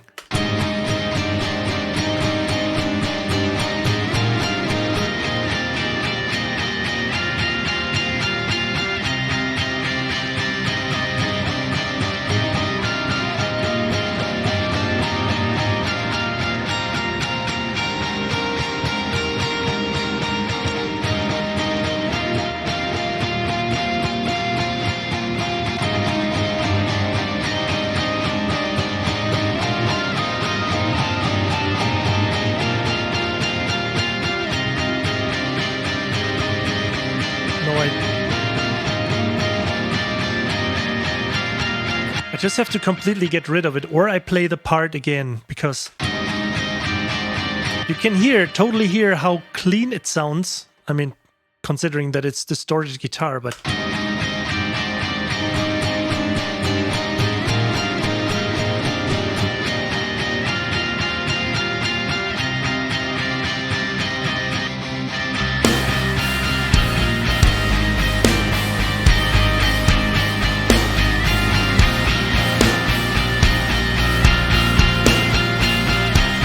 yeah, that was the little thing that disturbed me.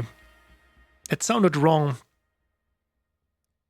So I'm using the de-esser on drums to make the cymbals, to put the cymbals a little bit back, but without taking too much away from the high frequencies.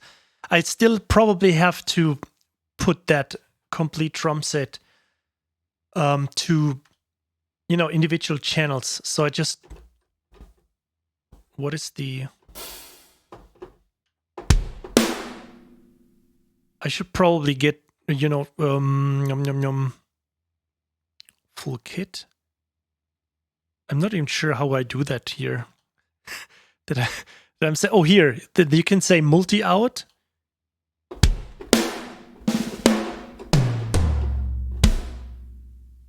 And then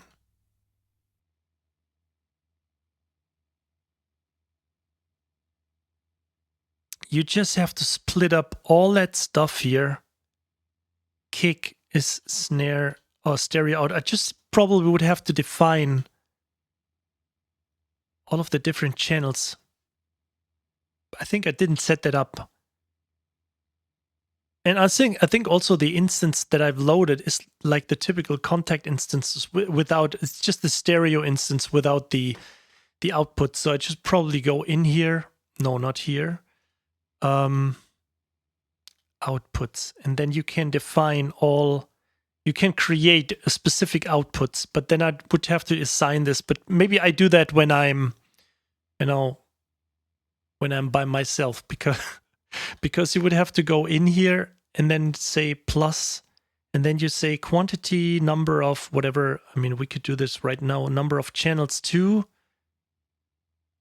And then you say okay, and then you should have to 1, 2, and then you should say 3, 4. Brim.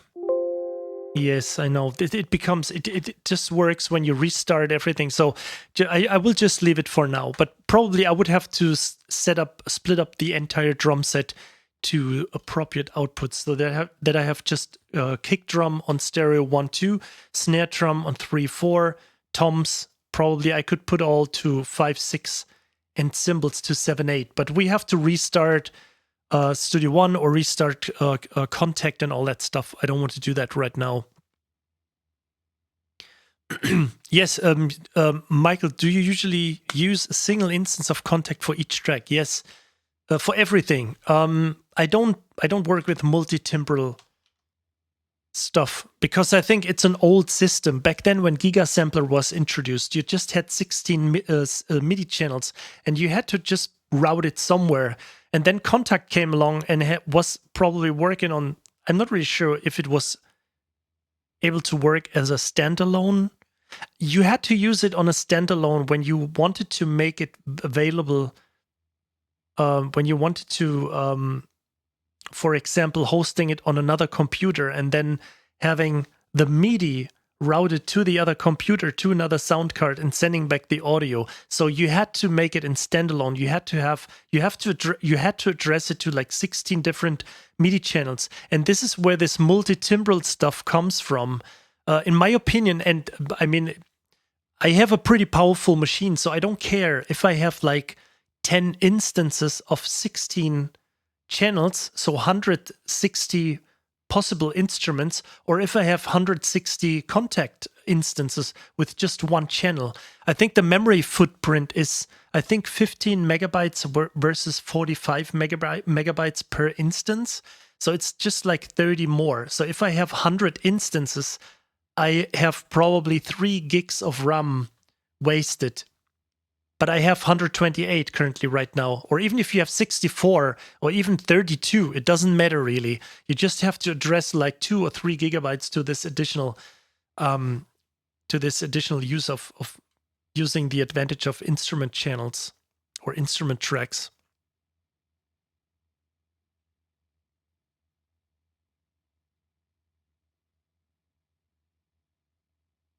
Yeah, I mean, how much memory do you have? So typically that shouldn't be a problem with 16 or 32 gigs of RAM. It should be possible when you split it all out with contact instances.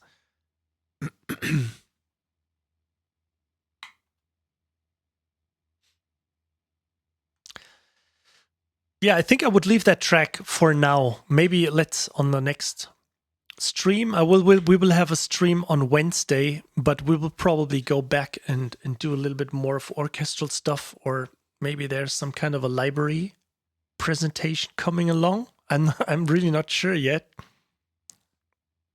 But I will just keep that song for now and just start on another one and then switch between these 10 songs and eventually start working on another one.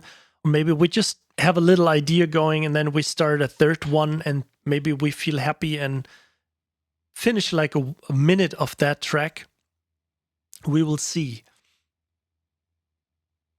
Yeah, 32 gigs. Yeah, to be honest, I mean, memory is not really expensive right now. I think if just invest into like 64 or something, and probably the thing is the bottleneck would be, do you have SSD drives? So I just have to get rid of the guitar because sitting with guitar is kind of like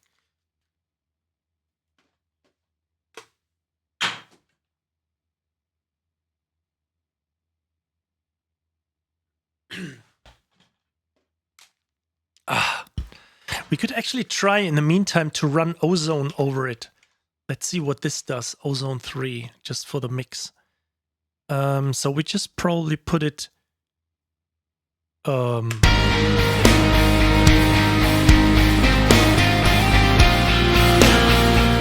think I leave the drummer in here.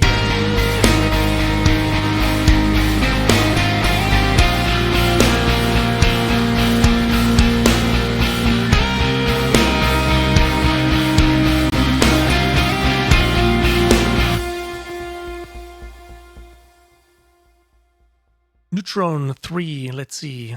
Don't fuck up my... So let's just detect. Let's see what it does here.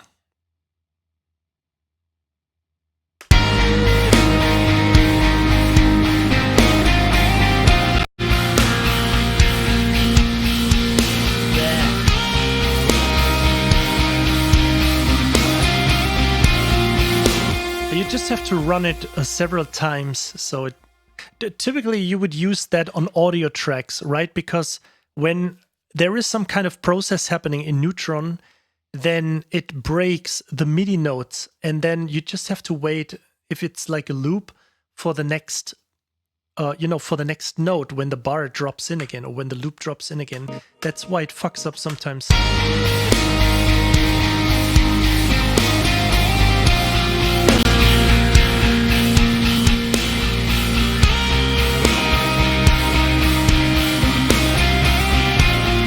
That sounds better. So we just have this right now. Don't like the exciter of.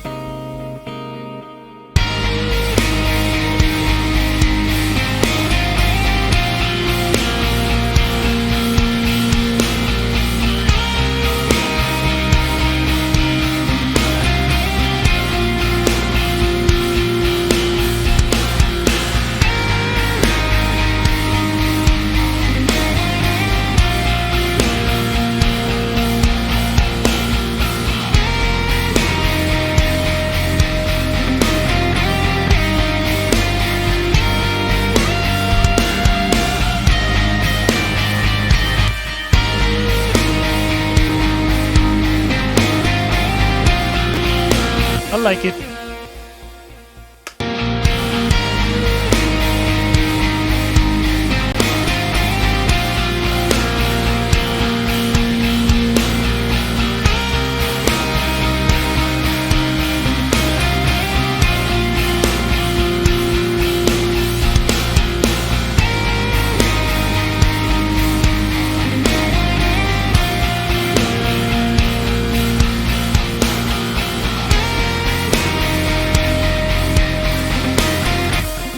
The mix that Neutron 3 analyzed, is that good? I mean, depending on, that current state of the mix, that Gullfoss doesn't really have a lot to do. So that proves that Neutron 3 actually works pretty well.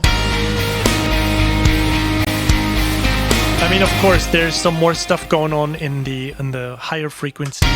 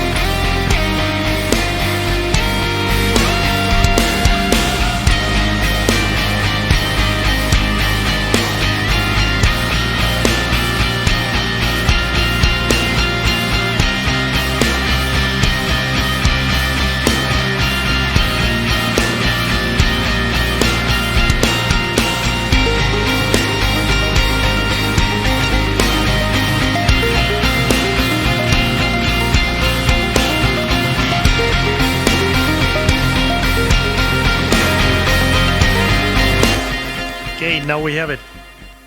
Oh, Xenial, hi. I would always prefer to work with amp simulations. Seriously, because the one reason is that I can always go back and re-edit the sound, that I can just technically go in here and say, if I don't like that guitar here, the rhythm guitar, I can just have the plain guitar signal.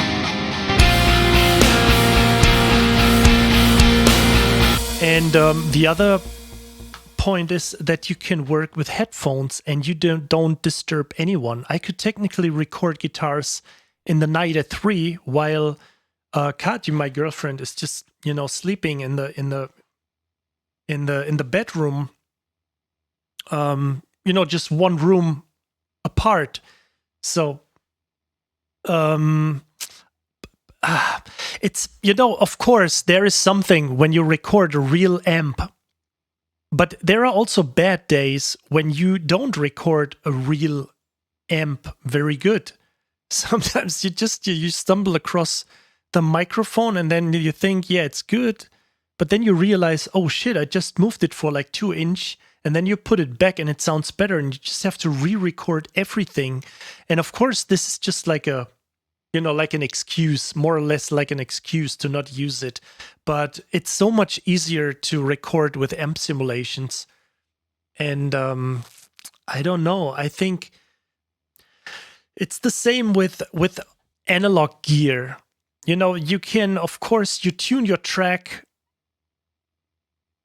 more and more, the more if you use analog gear, if you use real guitars, if you use outboard effects and all these things. But in the end, it comes down to your knowledge. And I'm convinced that most of the time, not always, most of the time, the stuff sounds better with dedicated gear like real guitar amps or real outboard gear or like a mixing console. I think a major part, because it sounds better, is because you dedicate more time to this. If you go to a mixing studio, you just do an entire day just mixing a track. You don't care about MIDI notes, you don't care about sample libraries. All you do is importing WAV files, and you try to clean up and organize these WAV files that they sound great when you later on put them together. And then you have a mastering engineer that just takes care of one stereo mix, and he does everything. So he dedicates like 3 or 4 hours to one track only and mastering it. And right now we're just doing everything together. If I would dedicate the writing part to just like a few evenings until the track is okay, and then we would render the entire track to audio and then go from there and just spend like 2 or 3 streaming sessions with mixing, and then again the same to mastering, I think the track would sound better because we dedicated or we put more time into this. So well, if you ask me for simulations, for amp simulations, I would go all the way with Neural DSP. Seriously, this is like the best sounding stuff. I mean, to be honest, to be fair, I didn't try the Studio One amp right now, but I'm kind of like, I love Studio One, and I'm kind of afraid that I would say I don't like it because I am so, let's say, spoiled by the Neural DSP stuff. I mean, that stuff sounds so... Let me just pick the guitar up once again.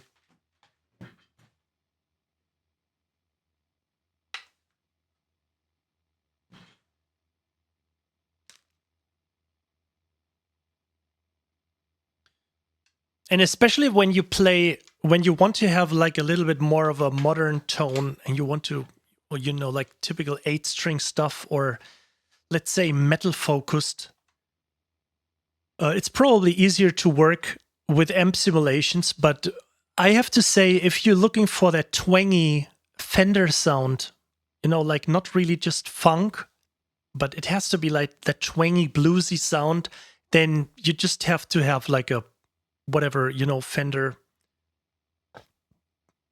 whatever it's called, black amp or something like this, and work with that. Like a real amp, and just mic it, because there is a specific twang going on in guitars. You have a hard time doing this with amp simulations. Let me just name this test for a second here. Just one.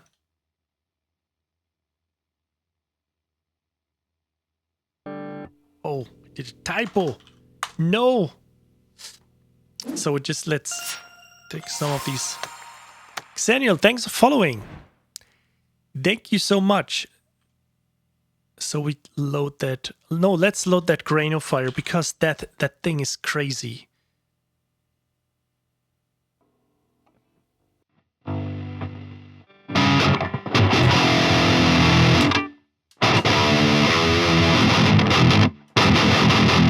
So this is like, it's like really crazy. I mean,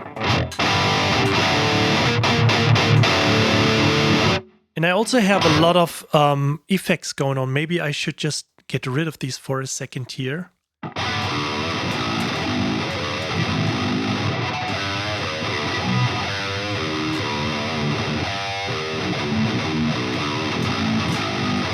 I should turn on the limiter again.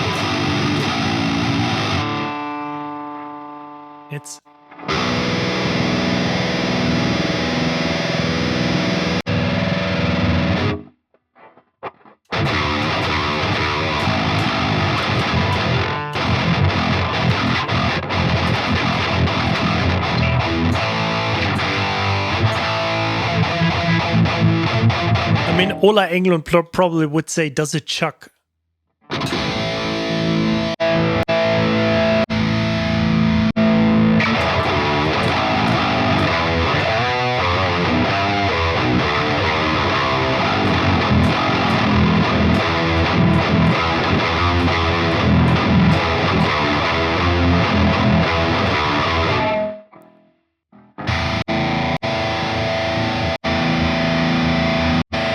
Let me just load the other one. I think I got 3 of them.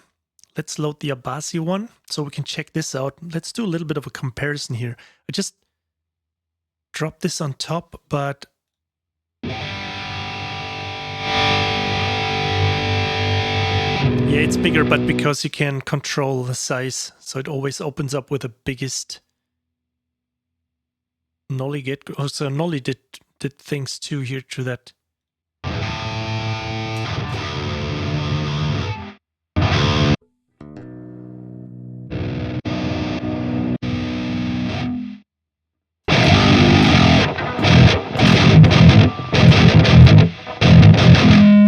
So I just have to put.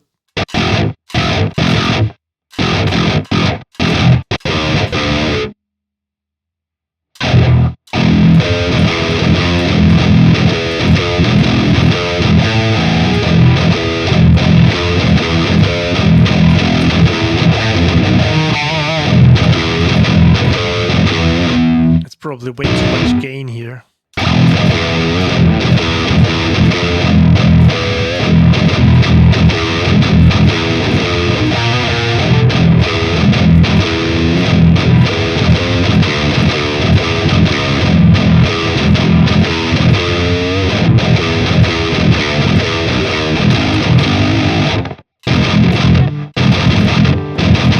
Of course, this is an 8 string, so probably I should get, as a little comparison, let me just pick up the 6 string again.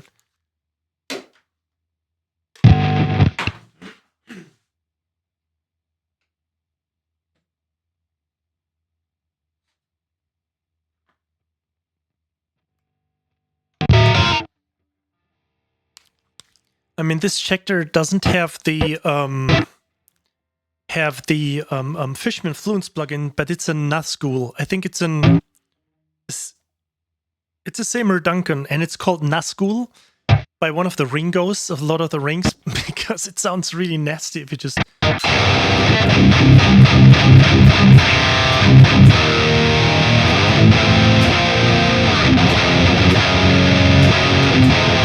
I probably fuck it up, but I mean.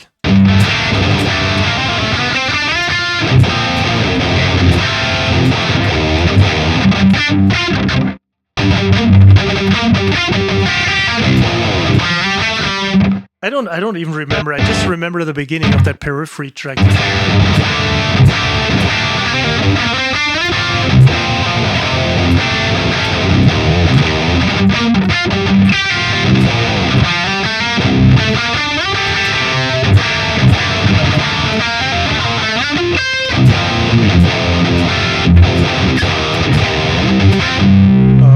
I don't remember it completely, but it's like.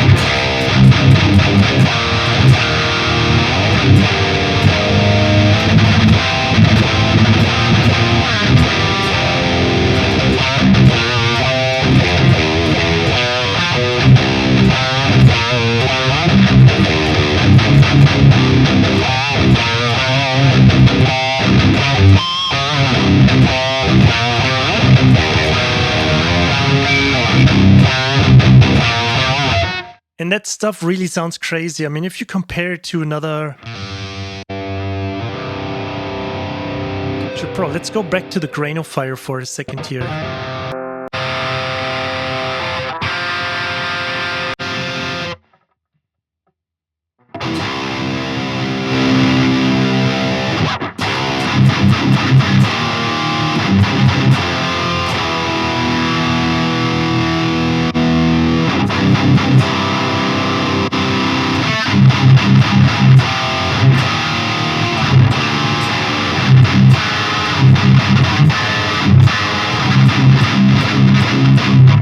So this is seriously crazy. No, I actually don't use a clean amp I don't have any amp here in my studio. I'm all using, all that stuff that is inside these, so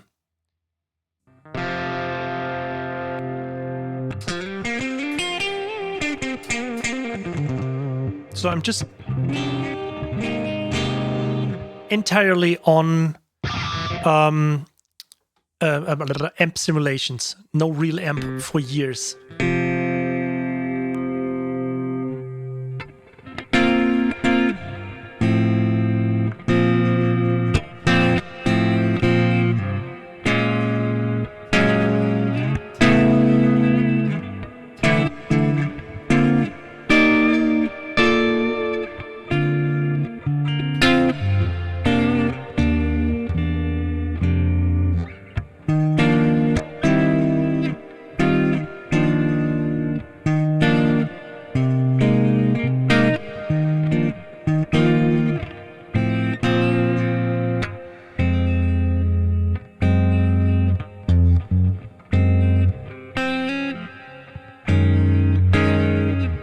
Yeah, so it's just amp sims for me.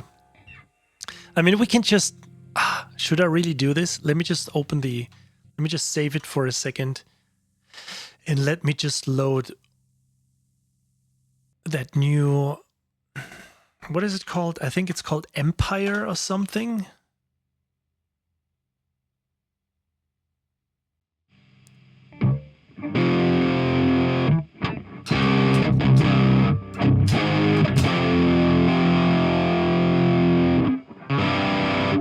I honestly have to say it improved. I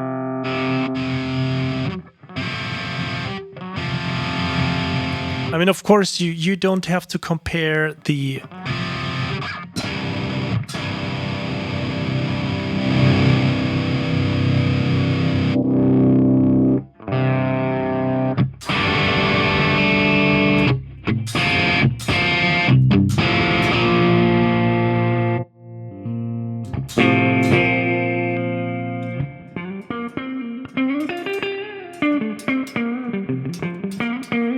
Yeah, this is what I'm trying to say, that kind of like that twangy thing.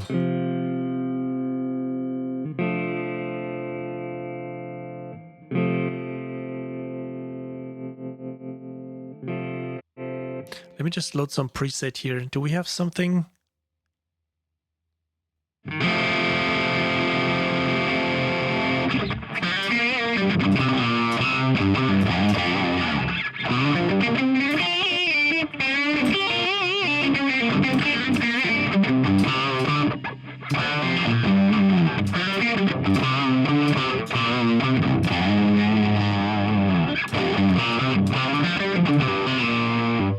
I just have to say also that my that in the Nazgul pickups they are doing this this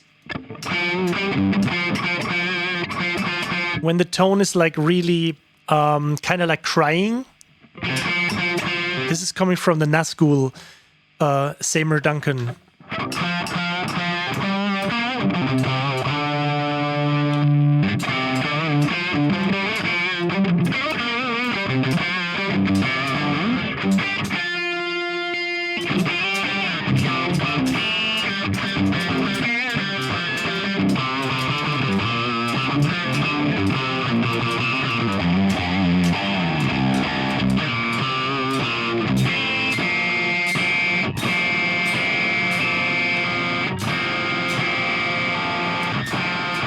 Yeah, that humbucker is totally focused on, kind of that hardcore metal stuff. There is way too much overtone going on.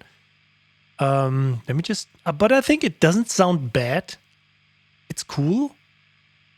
What do we have here? Experimix. Yeah, this is all these... No, I don't want this sound design. BC30.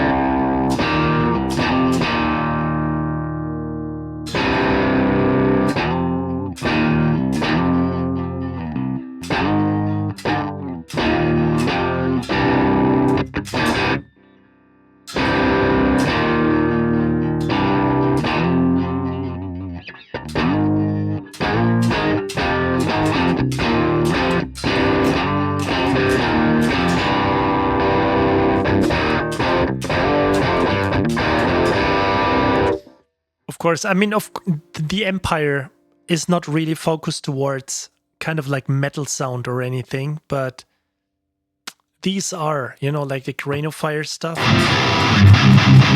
So when you when you hear that, it's completely...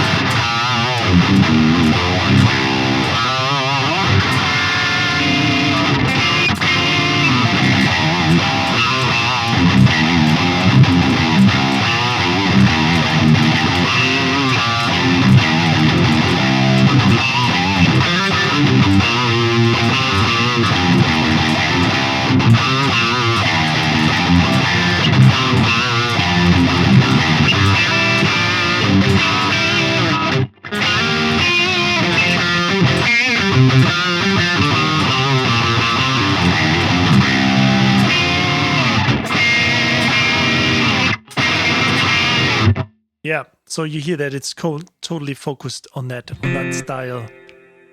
I think I have a third one. Is it like the what is it called? It's called Nolly, I think. Yeah, this is the one here. I just have to replace it for a second. There's another one for Pliny. If you know Pliny, the guitar player. He's playing Strandberg guitars too.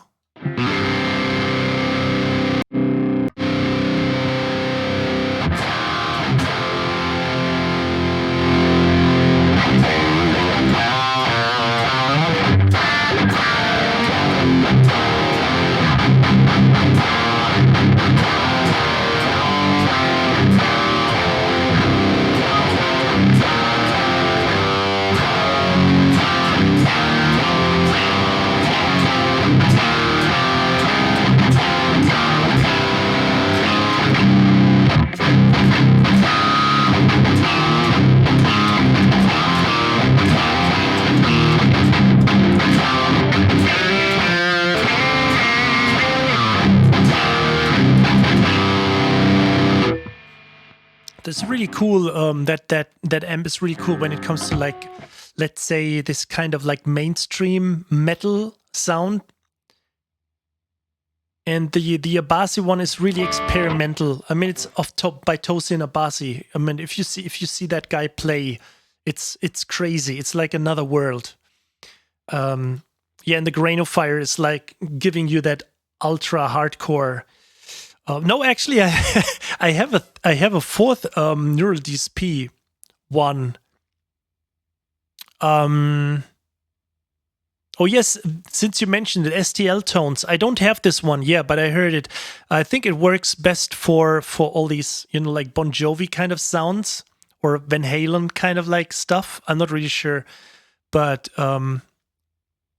yeah, these are probably the two that are really like very advanced. And the thing is, like Neural DSP, they capture. They're doing like impulse responses of all these differences, like different speakers, different, distances from the microphone to the membrane and all these things. So it's really like crazy. What is that? Oh, it's called the Nameless suit. The Nameless. This is like really like the most crazy shit when it comes to gory or brutal. This is actually the simulation of the Meshuggah amp. So this is I should probably switch guitars again.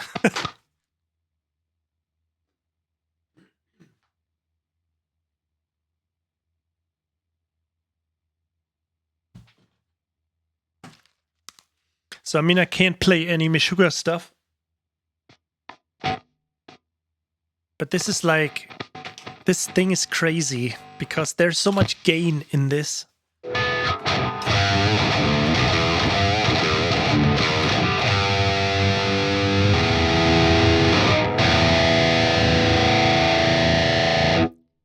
And you have this pedal in the beginning. There's some grind and some hex drive to it.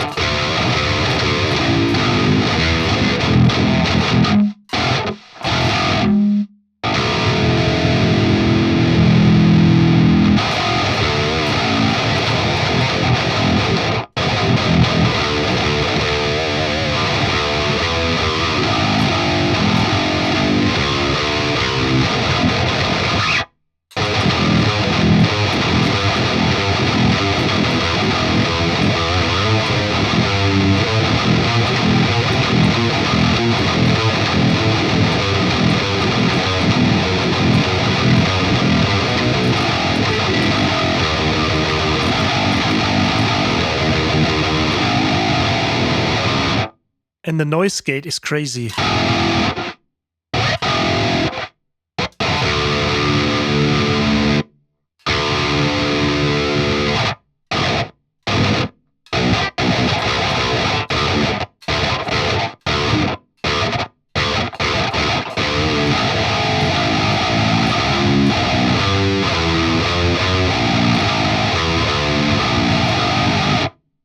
So yeah, it's crazy.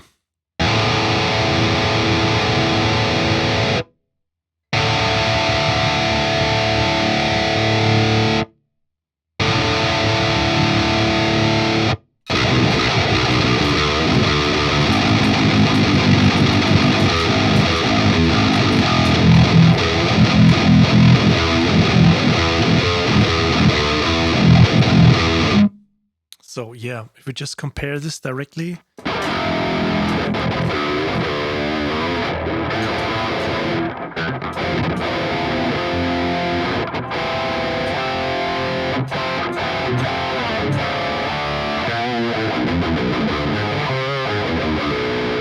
They have different volumes right now, but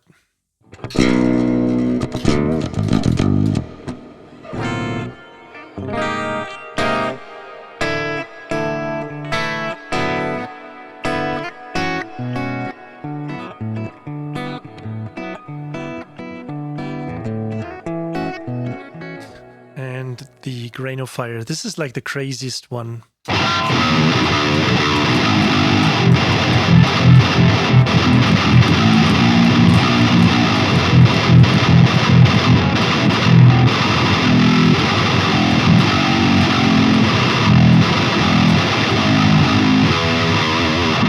Yeah.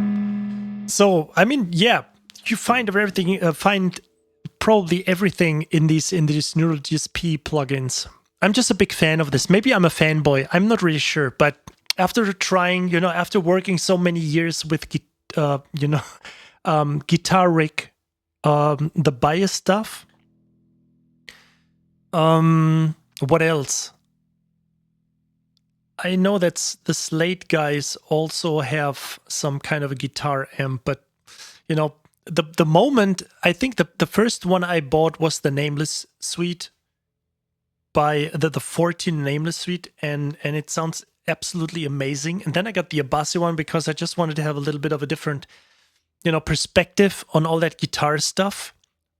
Oh no, I had the Nolly first because I'm a fan of Periphery, and I just wanted to have something that was, created, designed by one of these guys.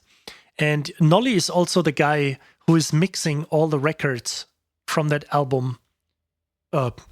Mixing all the tracks from all the albums. So he's like an absolute genius when it comes to sounds. And when I heard that he designed these plugins, I just had to get it. The only one I skipped was the Pliny. But I didn't see any reason to spend another $100 or $120 to get it if I got all the other ones here. But I think for neural DSP plugins, it's already enough.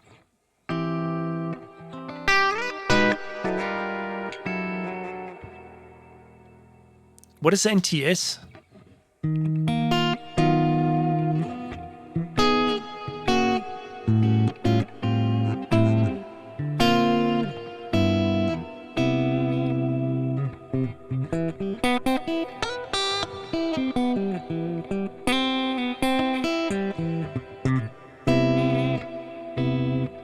Oh, well, the NTS is designed for just evil Meshuggah thing. This is a 14 amp, and it was a recreation of that, how do you say, like customized Marshall amp that I'm not really sure if it's exactly the guitar amp by the Meshuggah guy, but I know that the Meshuggah guy, the Meshuggah guitar player, whose name I just forgot right now, Thomas Haku was the drummer and the guitar player.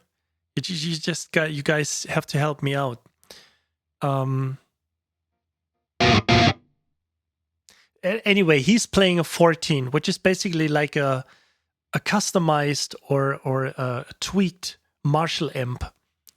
At least this is what I know. And they captured this tweaked Marshall amp. So you get basically the Meshuggah, the gory and the brutal sound of Meshuggah you got in that plugin.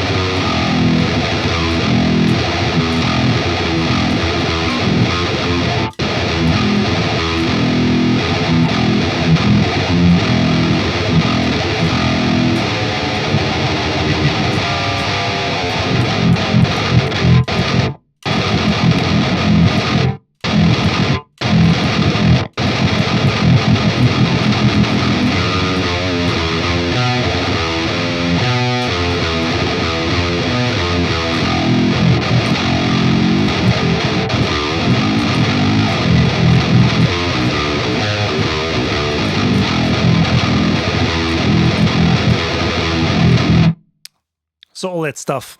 Oh, Frederick Tordendahl, right. Thank you. How could I forget this? How could I forget his name?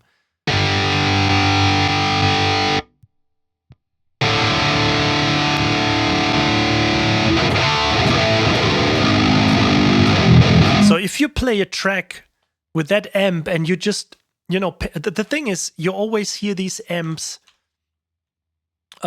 as not really like really effective when you listen to a mono channel. If you just, you know, record something.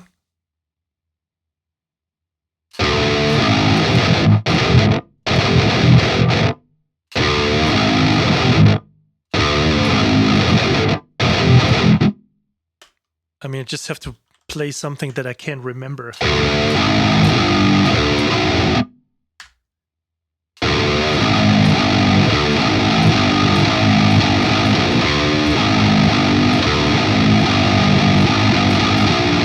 And you just copy this and you just do like a typical, you know, that setup of putting it left, right, hard panned. It copied all the other effects with it. So let's see.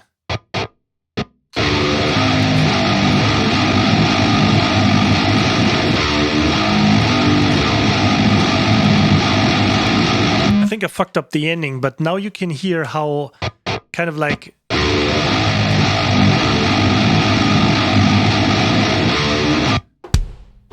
how mighty this sounds.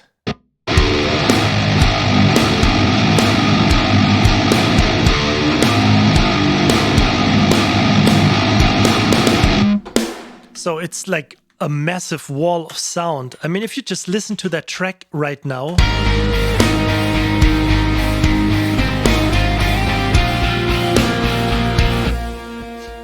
Okay, and then you listen. Did I delete this? Yes, and then you listen to this again.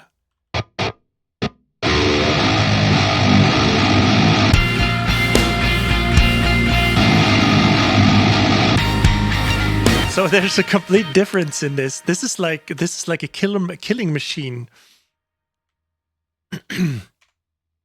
So, but this is the nameless suite. Nameless suite only makes sense if you really look forward to some really gory and brutal guitar playing. The guitar is real. That's my guitar here. There is no VST, no fake playing, no samples. So I just have to put that thing back here for a second.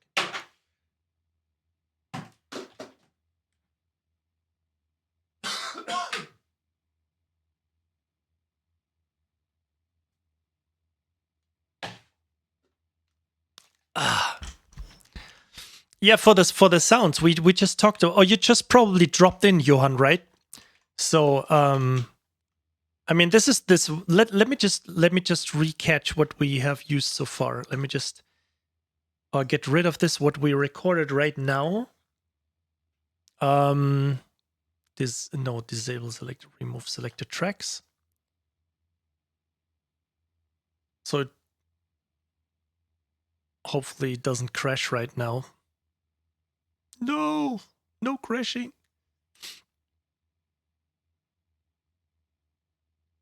Yeah, Nameless and the Grain of Fire. I think Studio One just crashed right now. Let me go back to chat for a second. Let me just, yeah, just crashed. Yeah, let's see. Just quickly reloading the session right now. Yeah, the what I was trying to say, the Nameless and the Grain of Fire. Oh, backup is newer. Yeah, let's load the backup.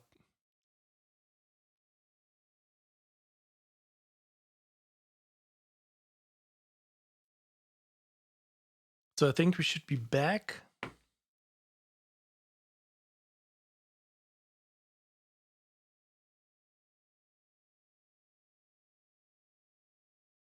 What are you loading all here? Okay, so we are back here. I think everything is still there. So what do we use? So let's recap for a second. We have this sound here. So this is the archetype Abasi.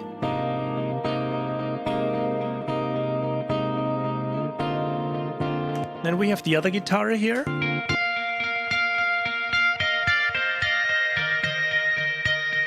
So we have another archetype Abasi, but I just like the clean sound of that amp. Then we have the third guitar, and I think we used another Abasi here. So for all that.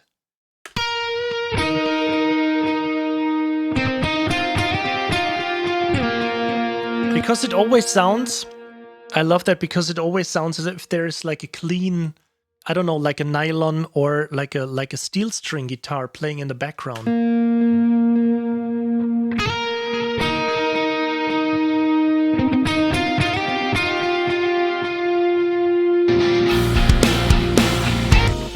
And for the rhythm guitar,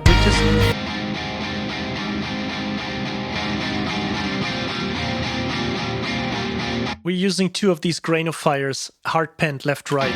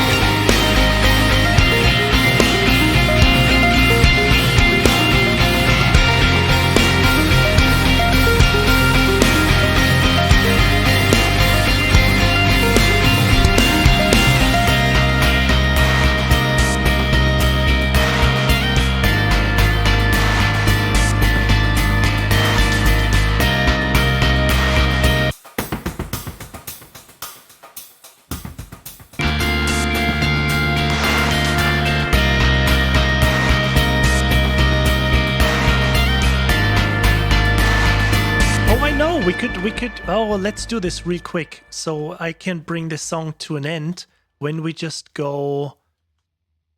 It just comes to my mind, so we just do it like this. Very simple.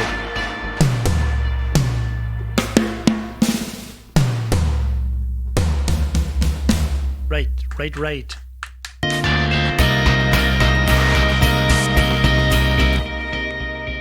Let's make it a little bit like Sigur Rós, something.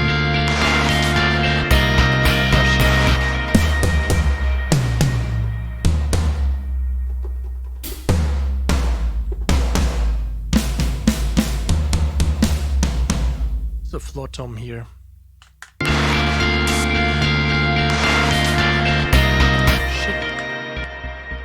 Oh, that scratch pad again. This is making me crazy. Every time I'm hitting, I want to turn on the click hitting C, and then I turn on.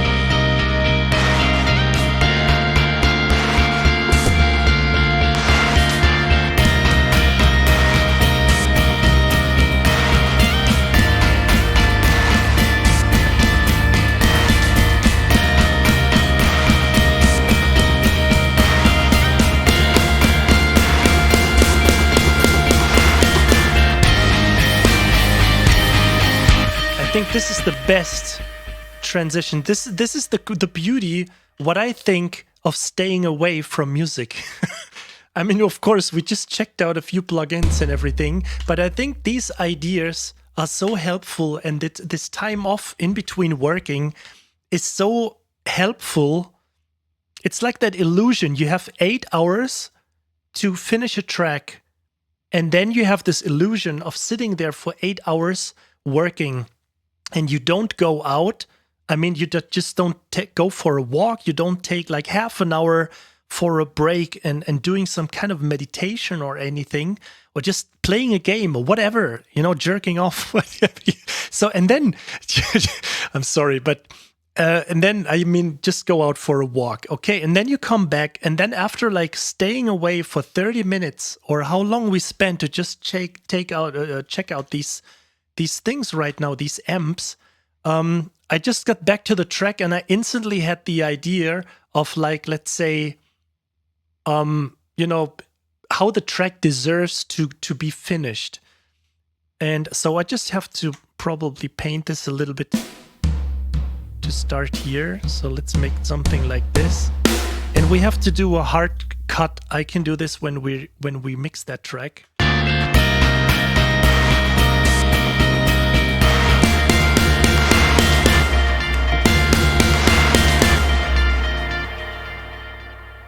So just get rid of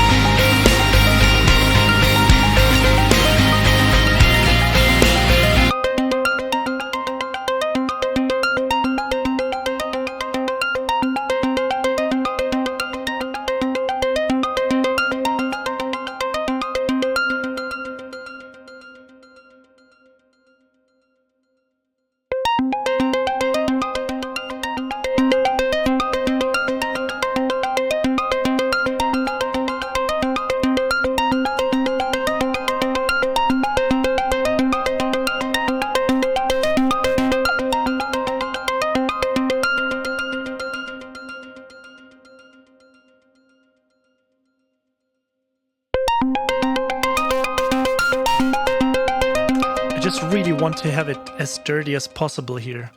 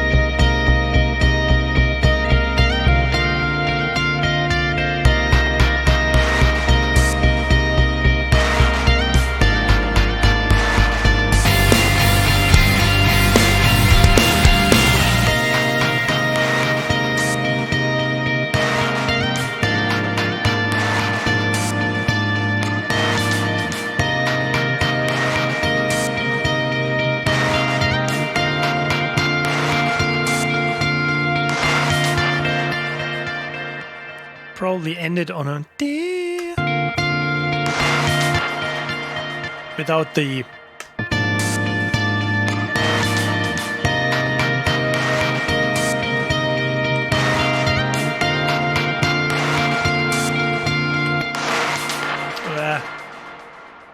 not you.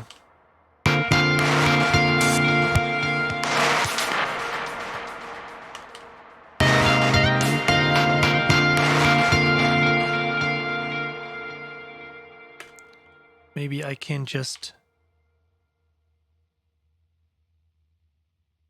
Let's do something crazy.